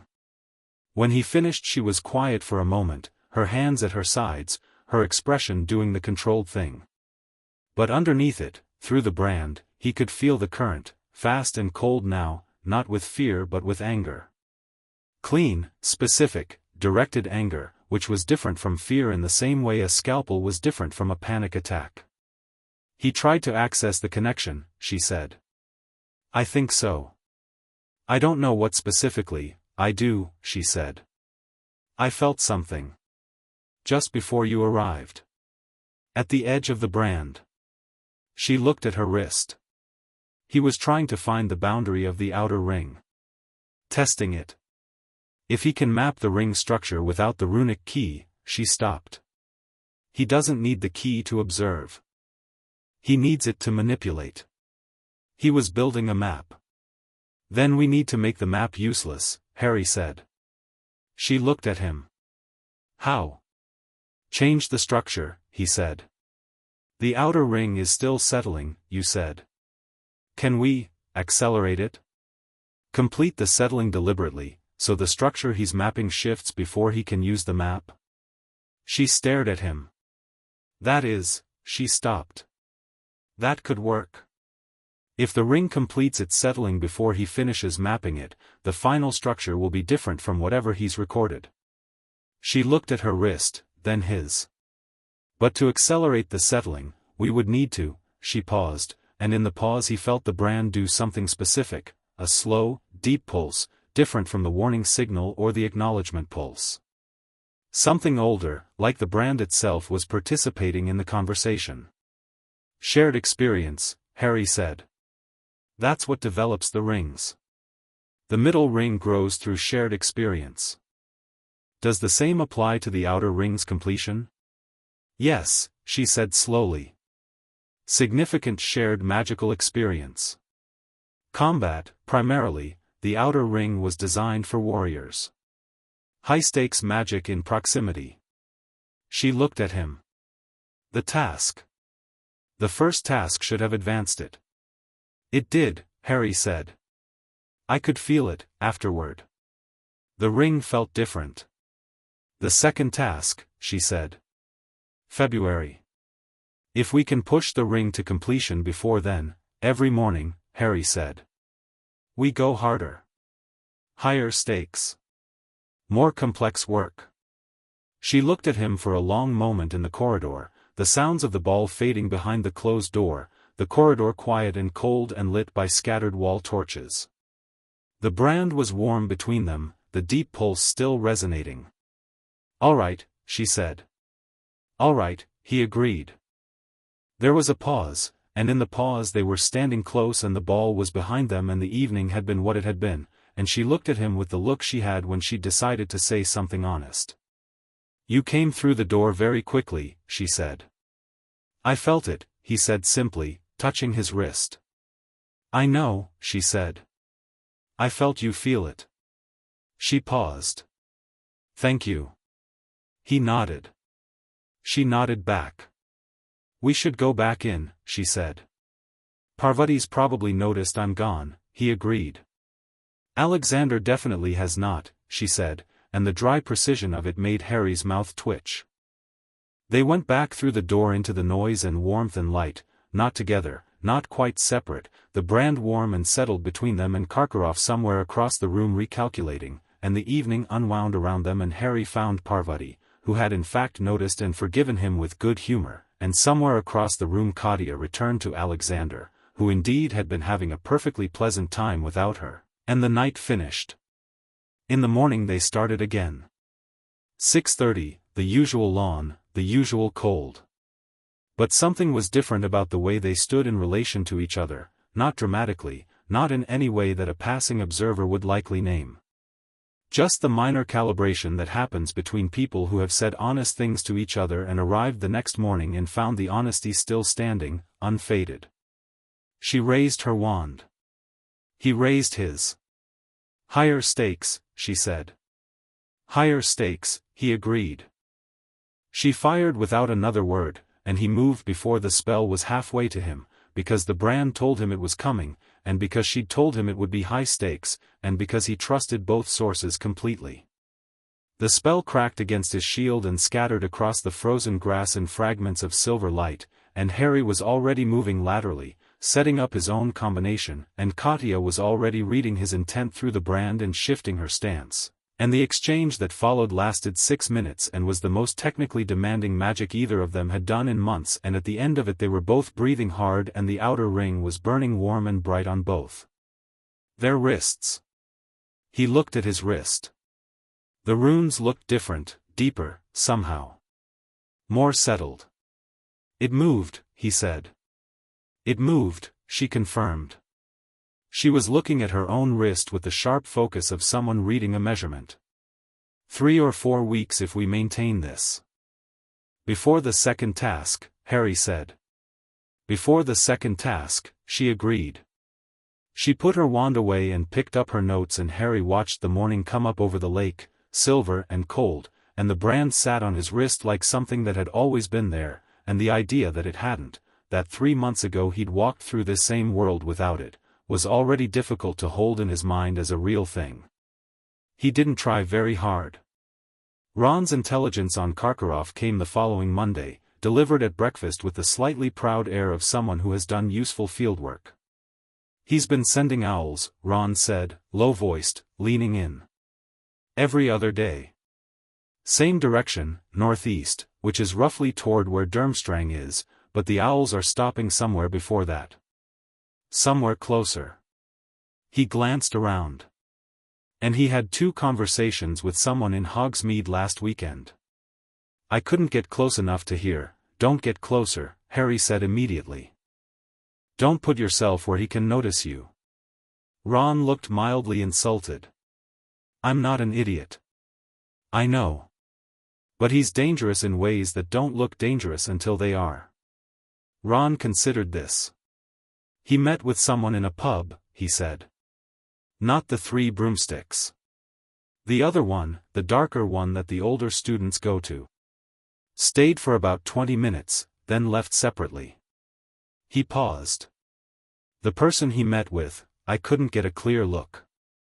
Cloak up, sitting in the back. But the way they sat," he frowned. "They sat like they were used to hiding."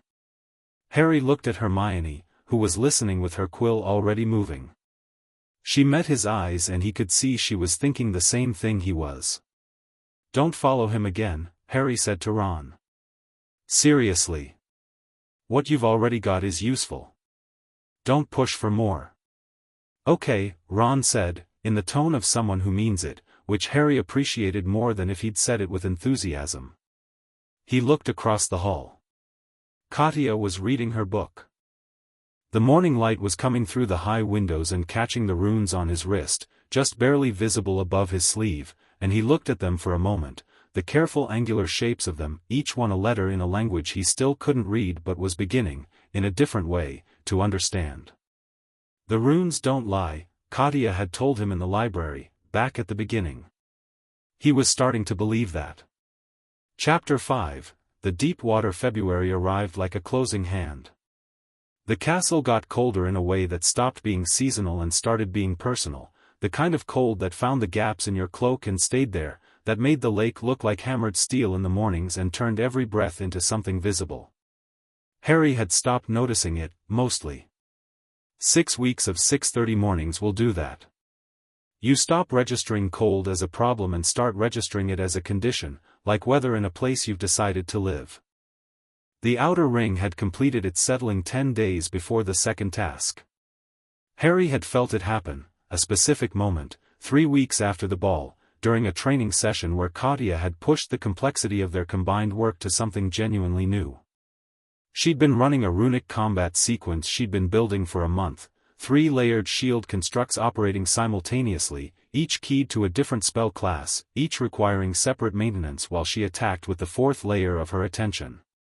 Harry had been countering not just with defensive work but with his own offensive combination, and somewhere in the middle of it, in the space between her 3rd attack and his counter, the outer ring had clicked. There was no other word for it.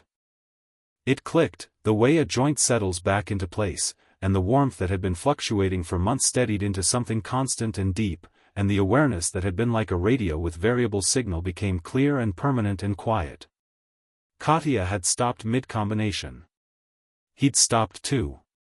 They'd stood in the frozen morning looking at their wrists, where the runes had gone from copper warm to something else, a color he didn't have a name for, somewhere between gold and white, like light through old amber.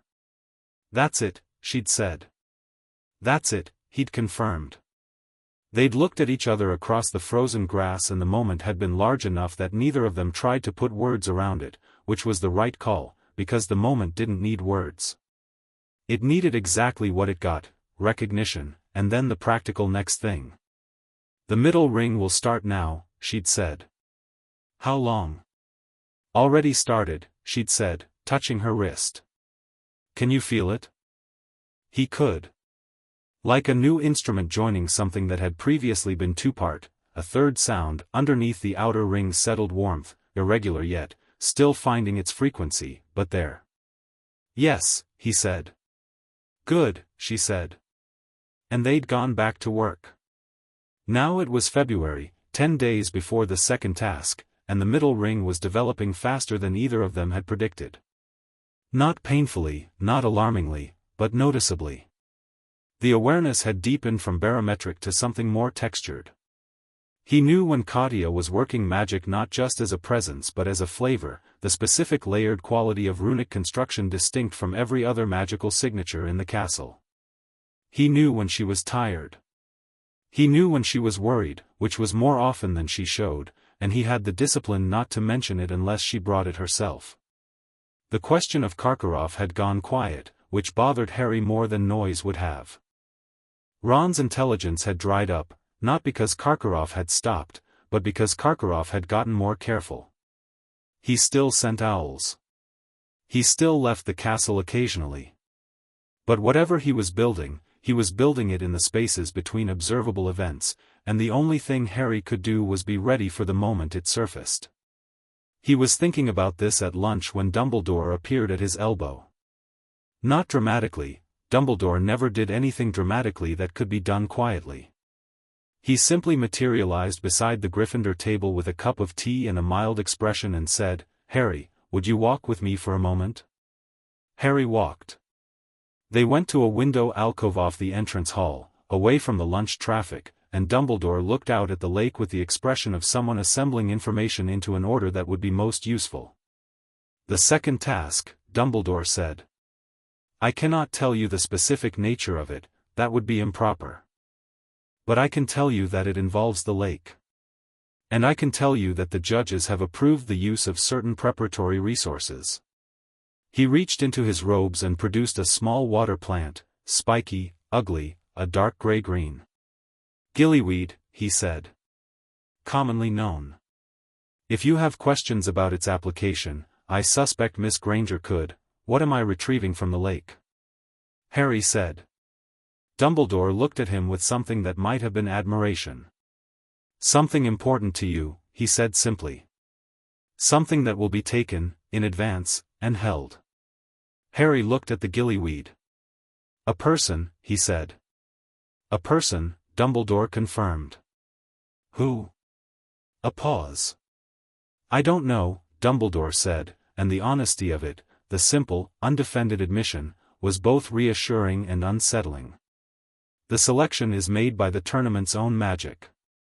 It chooses based on the champion's own," he paused. "Attachments." Harry looked at the gillyweed for another second, and then at the lake, and the understanding arrived not as a shock but as a slow, deep certainty, like water coming up through the floor. "How long do I have in the water?" he said. "The gillyweed grants approximately 1 hour," Dumbledore said. "The task is timed. And if I don't get there in an hour?" "The hostage remains there," Dumbledore said. There was something careful in his expression. "Unharmed, but, the lake's magic is not patient, and extended exposure is not without risk." "Right," Harry said. He pocketed the gillyweed. "Thank you." He was already moving. Dumbledore watched him go with the expression of someone who had expected more questions and was recalibrating his estimation of the person based on the fact that there weren't any. He found Katya in the library, which was where she always was in the afternoons. She looked up when he sat across from her, read his expression, and closed her book. "What?" she said. "The second task," he said. "It's in the lake. They take someone important to the champion, and hold them underwater, and you retrieve them." She was very still. "The tournament's magic," he said. "It chooses based on attachments." He looked at her steadily. "Katya." "I know," she said. Quiet. "Then, I know. I worked it out last week." She looked at the closed book on the table. "I didn't say anything because you didn't want me worrying about you when I should be preparing," he said. She met his eyes. "Yes. That's the same reason I didn't say it when I worked it out," he said. A pause. Something in her expression shifted, the specific shift of two people who have just discovered they've been having the same thought in separate rooms, which is different from discovering you agree about something, because it's less about the thought and more about the fact of the shared thinking. "We're going to be fine," Harry said.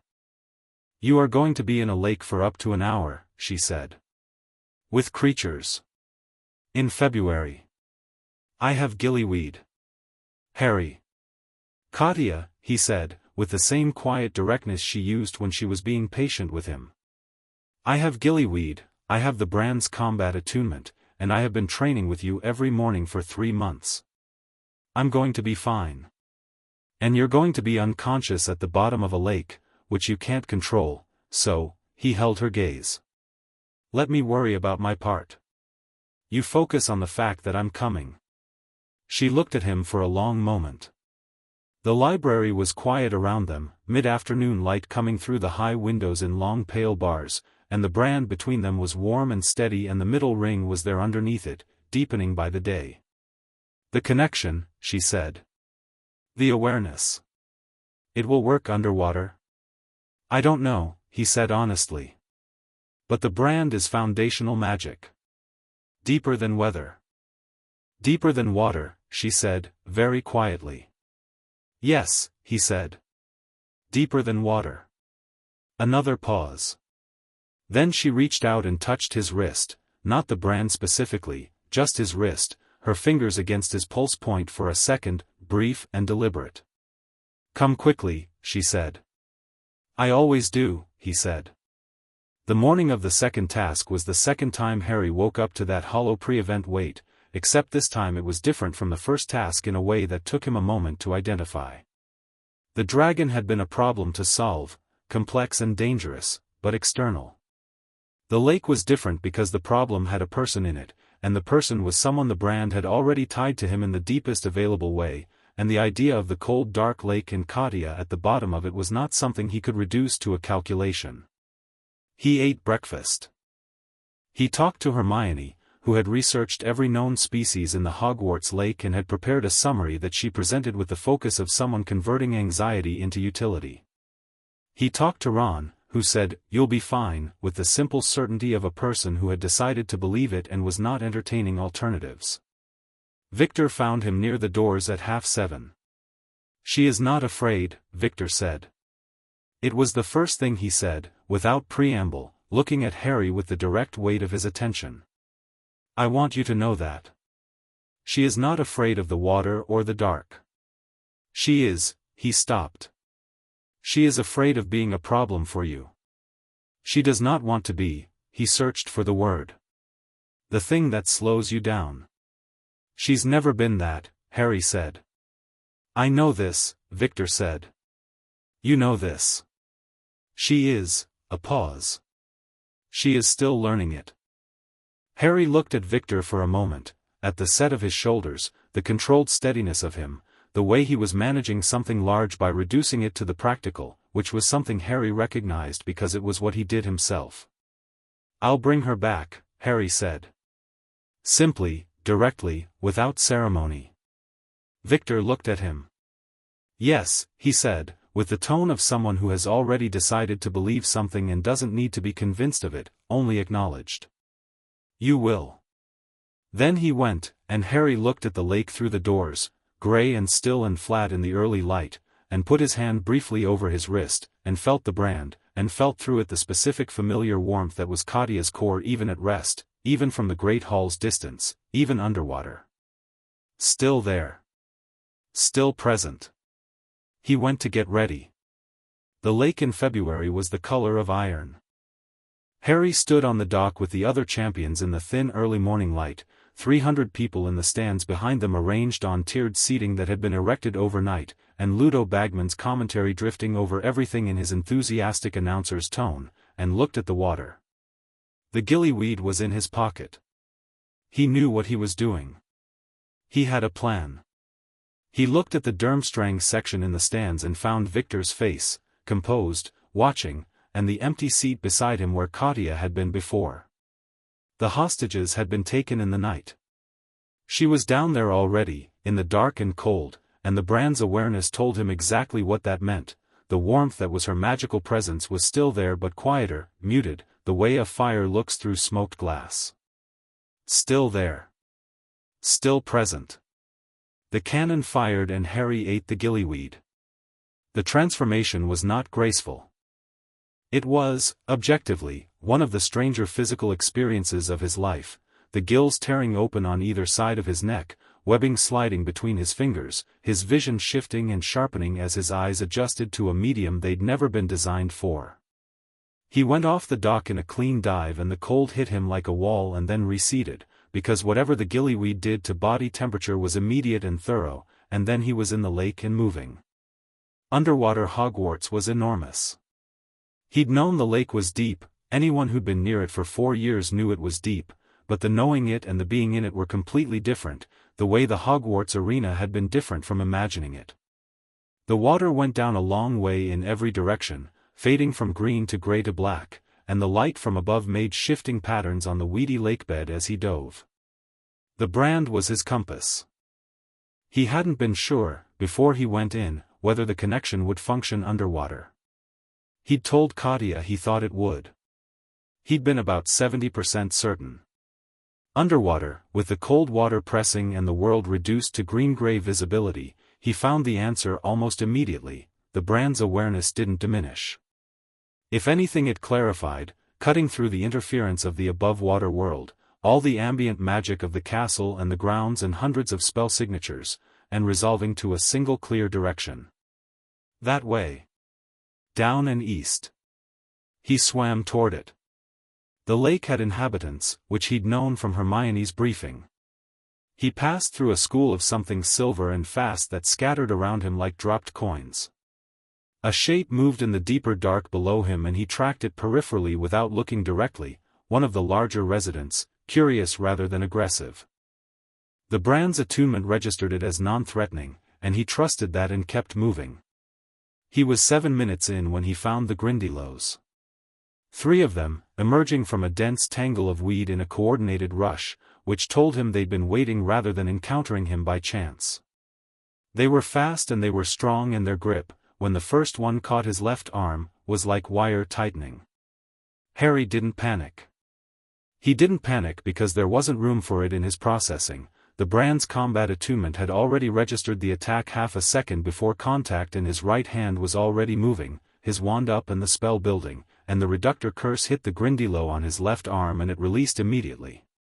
The second one came at his legs and he twisted, used the momentum of his own twist to catch the third one with a stunner that left sparks drifting through the water like fireflies. The second one got a grip on his ankle and he jackknifed, pushing water hard with his webbed hand, and the ankle grip broke and the third stunner caught the second Grindylow cleanly. 11 seconds from first contact to clear. He kept moving. In the stands, Viktor Krum sat with his arms folded and his eyes on the water and watched the surface give up nothing. Beside him, the seat that had been Katya's was empty, and he was managing the weight of that the way he managed most heavy things, by being very still and letting it press without letting it move him. The champion who had gone first, Fleur, had surfaced 6 minutes ago, and the commentary had announced she'd been driven back by Grindylows. Cedric had surfaced with his hostage 12 minutes in and the crowd had cheered. Viktor himself had retrieved his own hostage, Hermione, who had surfaced gasping and immediately started checking her hair with the specific outrage of someone who objected to the indignity, 15 minutes in, using a partial transfiguration of his own head that was technically extraordinary and which Viktor had practiced for 2 weeks and had not told Karkaroff he was practicing. Harry Potter had been under for 23 minutes. The surface told them nothing. Viktor looked at the water and did not permit himself to imagine what was in it. At 23 minutes, Harry found the hostages. They were at the base of a natural rock formation 50 feet below the surface, a rough arch of ancient stone, hung with weed, the lakebed around it smooth and gray. They were suspended in the water in a way that looked entirely peaceful and was clearly magical, upright, eyes closed, hair drifting, perfectly still. Cedric's girlfriend. The small girl who was Fleur's sister. And Katya. She was at the far end of the arch, slightly separate from the others, and even unconscious and underwater she looked, herself. Precise, contained. Her dark hair moved in the current and the runes on her wrist were lit from within, the settled amber gold of the completed outer ring burning steady in the dark water. Harry reached her in 4 kicks and cut the weed that bound her wrists with a severing charm. The moment the binding released, her eyes opened. Not slowly, not with the blinking confusion of someone waking from deep sleep, immediately and fully, dark brown eyes finding him in the green-gray water with complete clarity.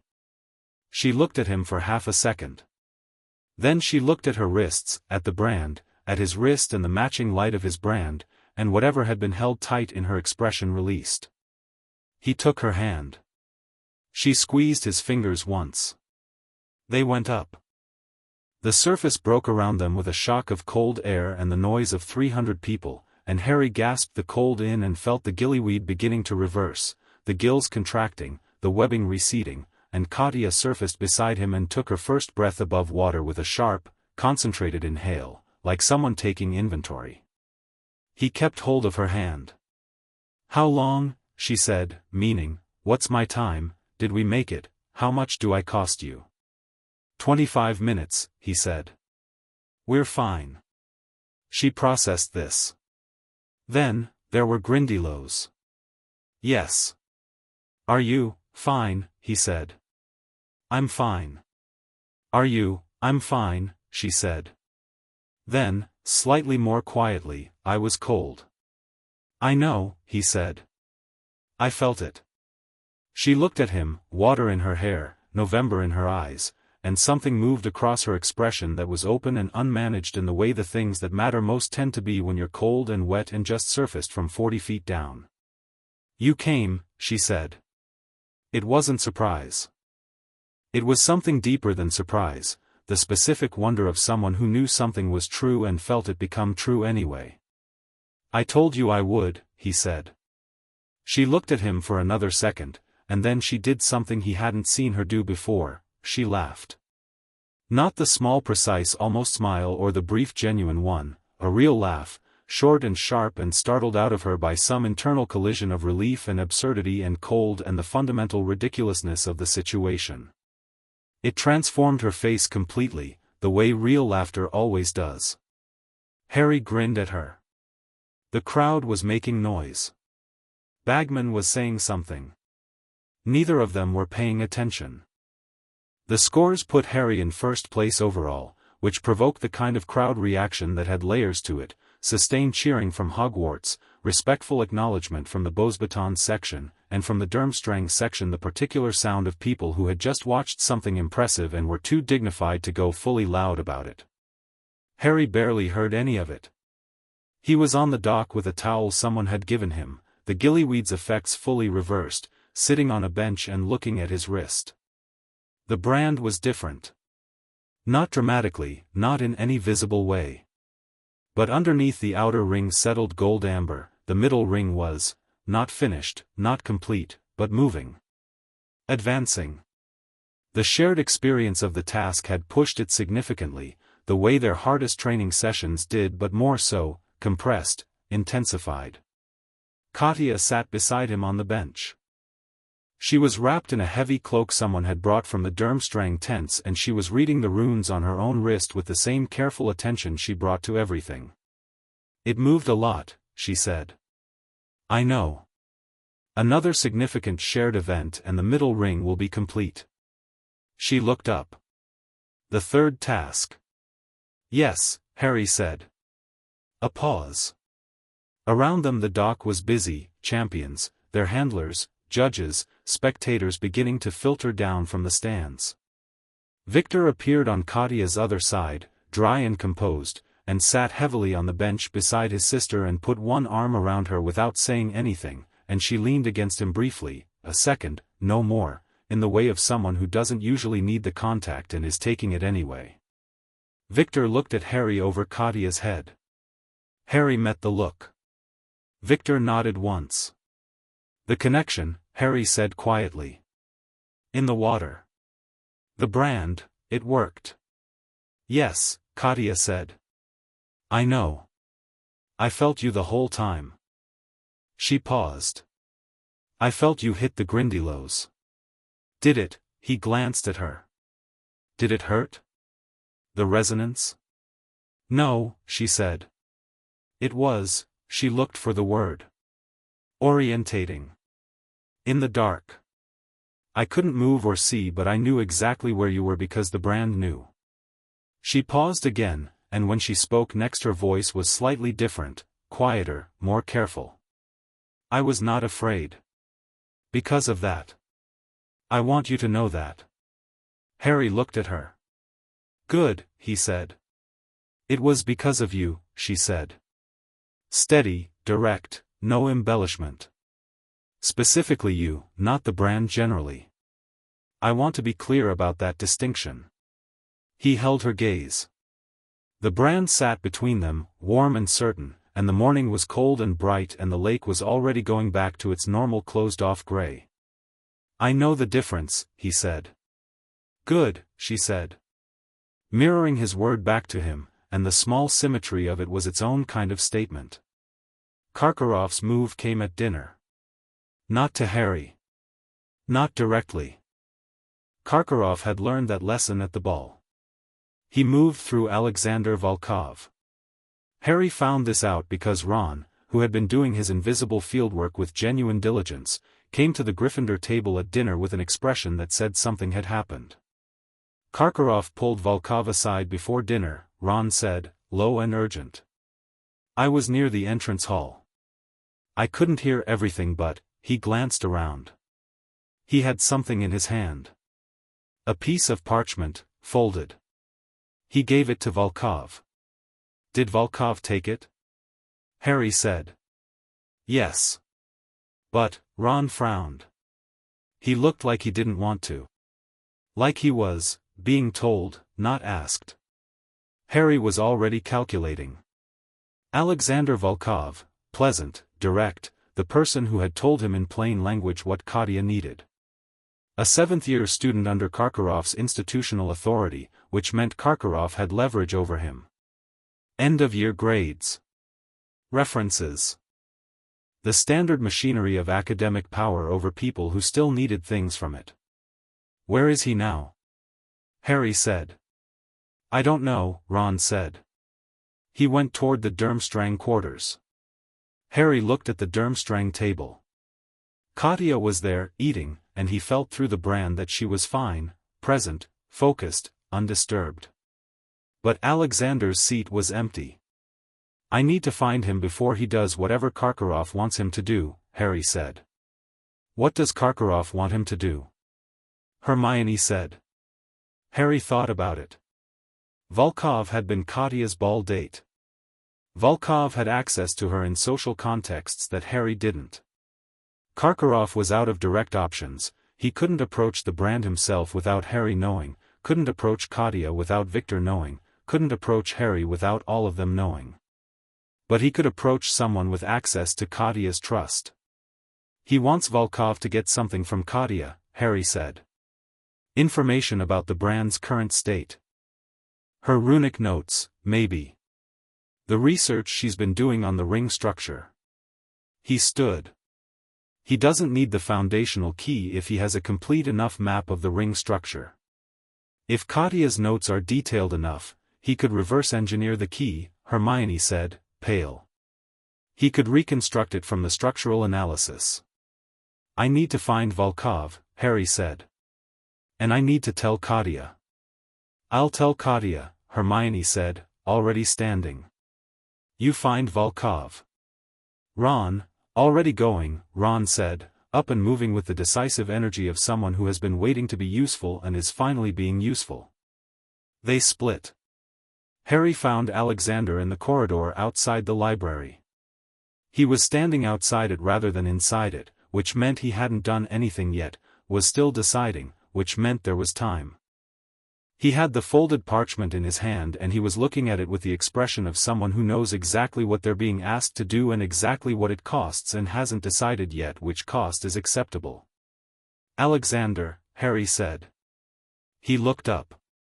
His expression went through several things quickly, surprise, guilt, something more complicated underneath. Harry, he said. Harry stopped in front of him. Not confrontationally, not blocking, just present. What's on the parchment? A long pause. Instructions, Alexander said finally. For what to say? To get her to show me her work. He looked at the parchment. He wants the structural analysis of the middle ring. The activation sequence notes. He stopped. He told me it was for the school records. That Durmstrang's library needed documentation of the brand's reactivation for historical. He stopped again. It was a very good lie, he said quietly. He tells very good lies.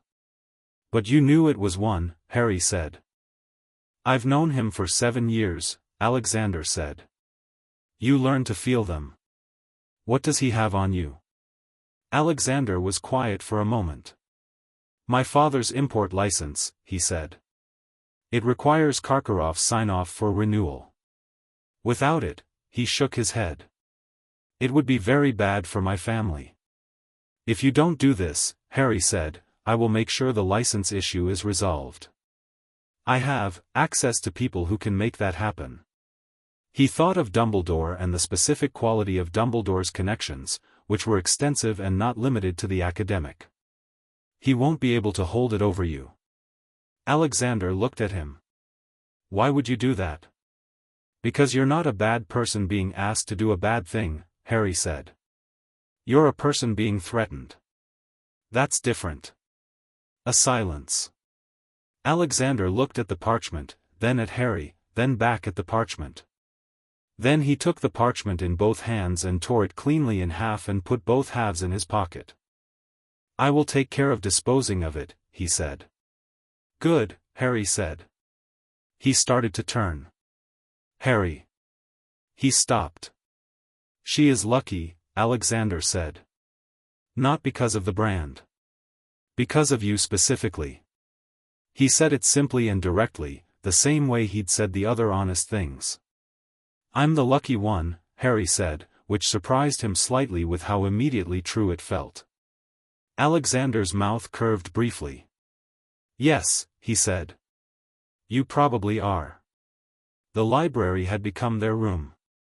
Not officially, not declared, not anyone's room by right, but in the way that spaces become associated with people through repeated occupation, the second reading table and the chairs around it and the specific angle of the evening lamplight had become theirs. Hermione had a permanent stack at one end. Katya had organized the relevant books along the inside edge of the table in an order that Harry had decoded over weeks as priority-based rather than alphabetical. He had a particular chair that faced the door, which he sat in automatically every time without thinking about it.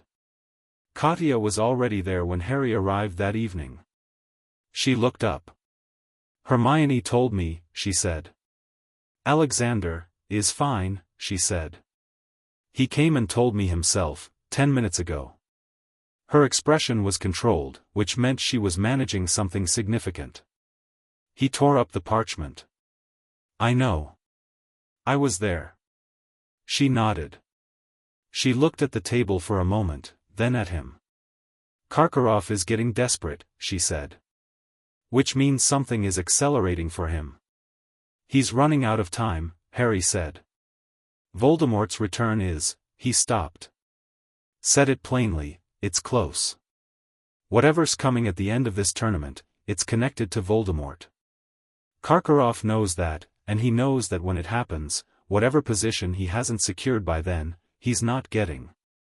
If Voldemort returns and Karkaroff doesn't have something to offer, he's dead, Harry said. No softening. Katya looked at the table. Her hands were folded in front of her, precise and still. Then we are not only competing in a tournament, she said. We are racing Karkaroff to the end of it. Yes, Harry said. She was quiet for a moment, and in the quiet the middle ring said something, not in words, not in pulses, just in the constant low warmth of its developing awareness, something that felt like steadiness. Like two people standing on the same ground. I want to do something, she said. Tell me, he said. The runic notes, she said. The structural analysis Karkaroff wants. I want to alter them. Not destroy them, leave the real ones here, with Hermione, with multiple copies in places he can't reach. But create a version, she looked at him. A version that looks genuine but contains a specific error. A structural misreading that, if he tried to use it to reconstruct the key, would produce something. She paused, choosing the word carefully. Inert. Non-functional. He would believe he had what he needed until the moment he tried to use it. Harry looked at her. A trap. A delay, she said. And if he believes he has the key, he stops trying to get it. He stops pressuring Alexander. He stops looking for other routes. She met his eyes. He becomes patient again, because he thinks he's won.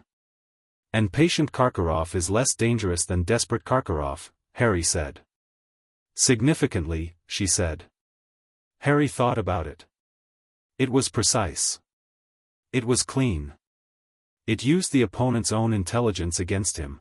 Karkaroff was smart enough to check obvious fakes, which meant the false version needed to be good enough to fool someone who knew what to look for. Can you make it convincing? He said. Really convincing. Not just plausible.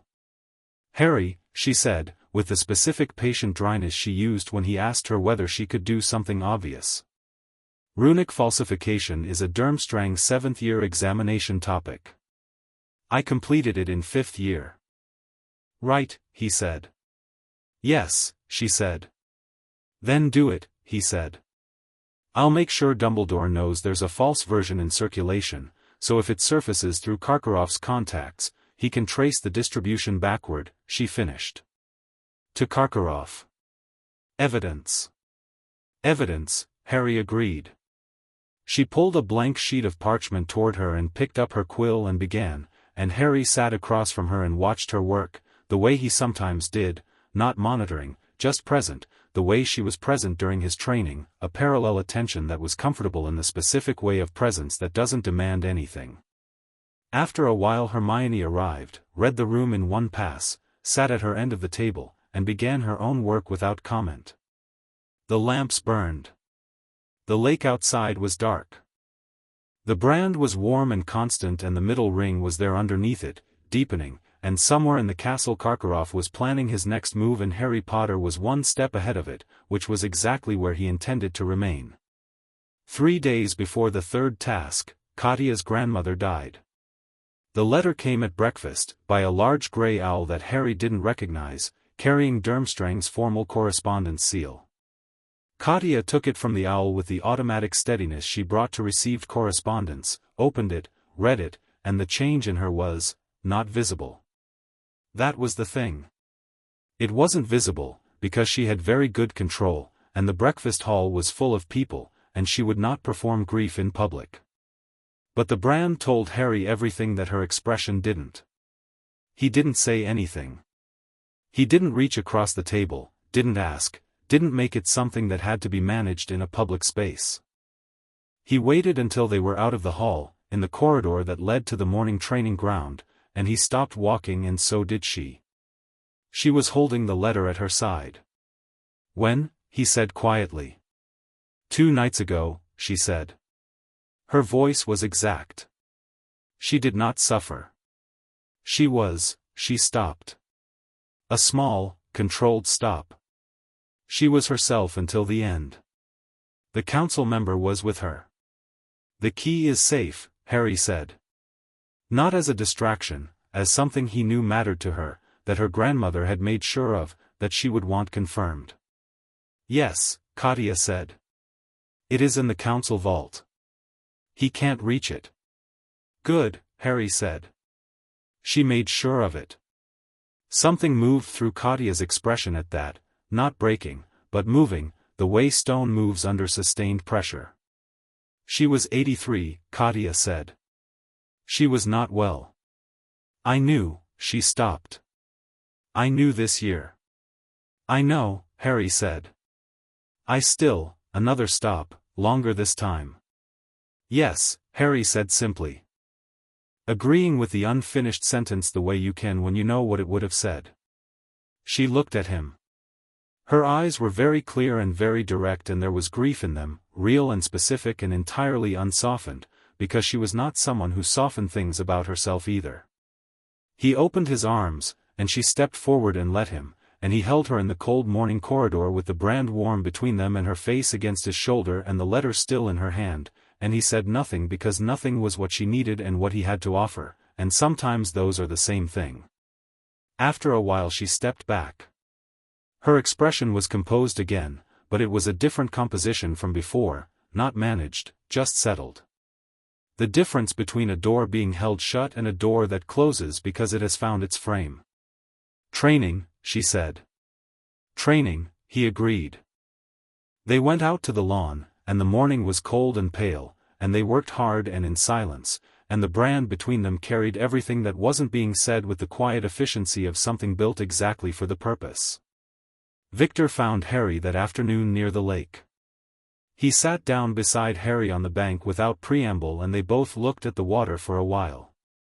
The Durmstrang ship sat on it, dark and still. "She told me," Viktor said. "Yes," Harry said. "She is," a pause. "She will be fine. She is strong." "I know," Harry said. "She is."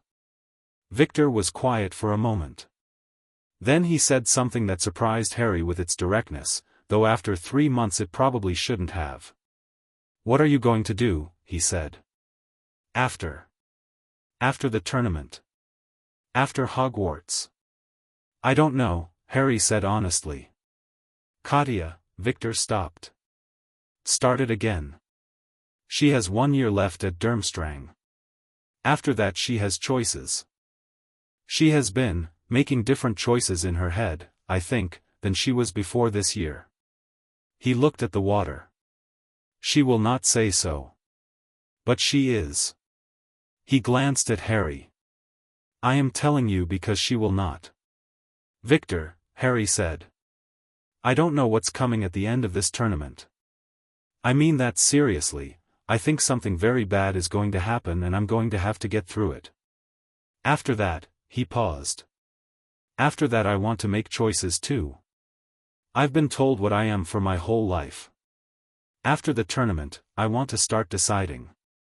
Viktor looked at him steadily. "Good," he said. It had the same quality as all Viktor's goods, the quality of something decided, not something said. "Whatever happens after," Harry said, "she is not going to be alone in it." Viktor was quiet for a long moment. The water moved. The ship sat on it, solid and dark.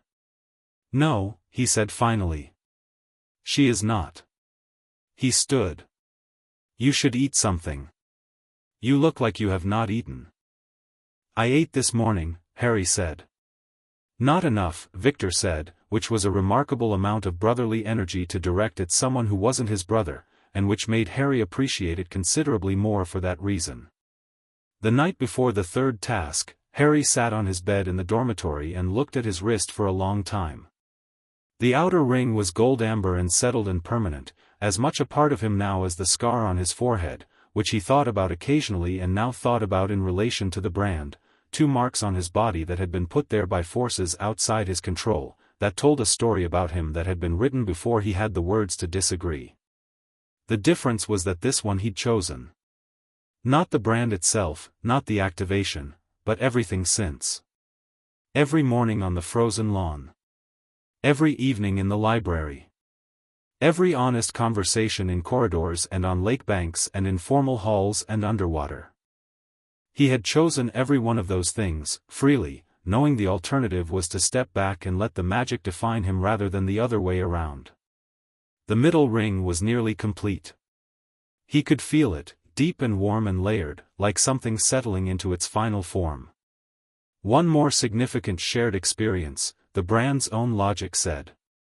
Tomorrow, then. He looked at the scar on his forehead and then at the brand on his wrist and thought about the third task and what Viktor had said, "It is not what you think it is. Be careful," and what Dumbledore had not said, which was sometimes more informative. He thought about the maze and what a maze designed by the tournament's magic would contain and what the tournament's magic wanted, which was ultimately a champion at a point, claiming a cup. He thought about what Voldemort wanted, which was different, and simpler, and much worse. He pressed his thumb to the brand and felt Katya's presence, 3 floors below, awake. He knew she was awake, steady and present in the way that had become as familiar as breathing. 3 pulses. Slow, warm, deliberate. I know it's tomorrow. I'm here. He waited. 3 pulses back, immediate and clear. I know. So am I. He lay back on his bed and looked at the ceiling and let the warmth of the brand be what it was, and the night passed, and morning came.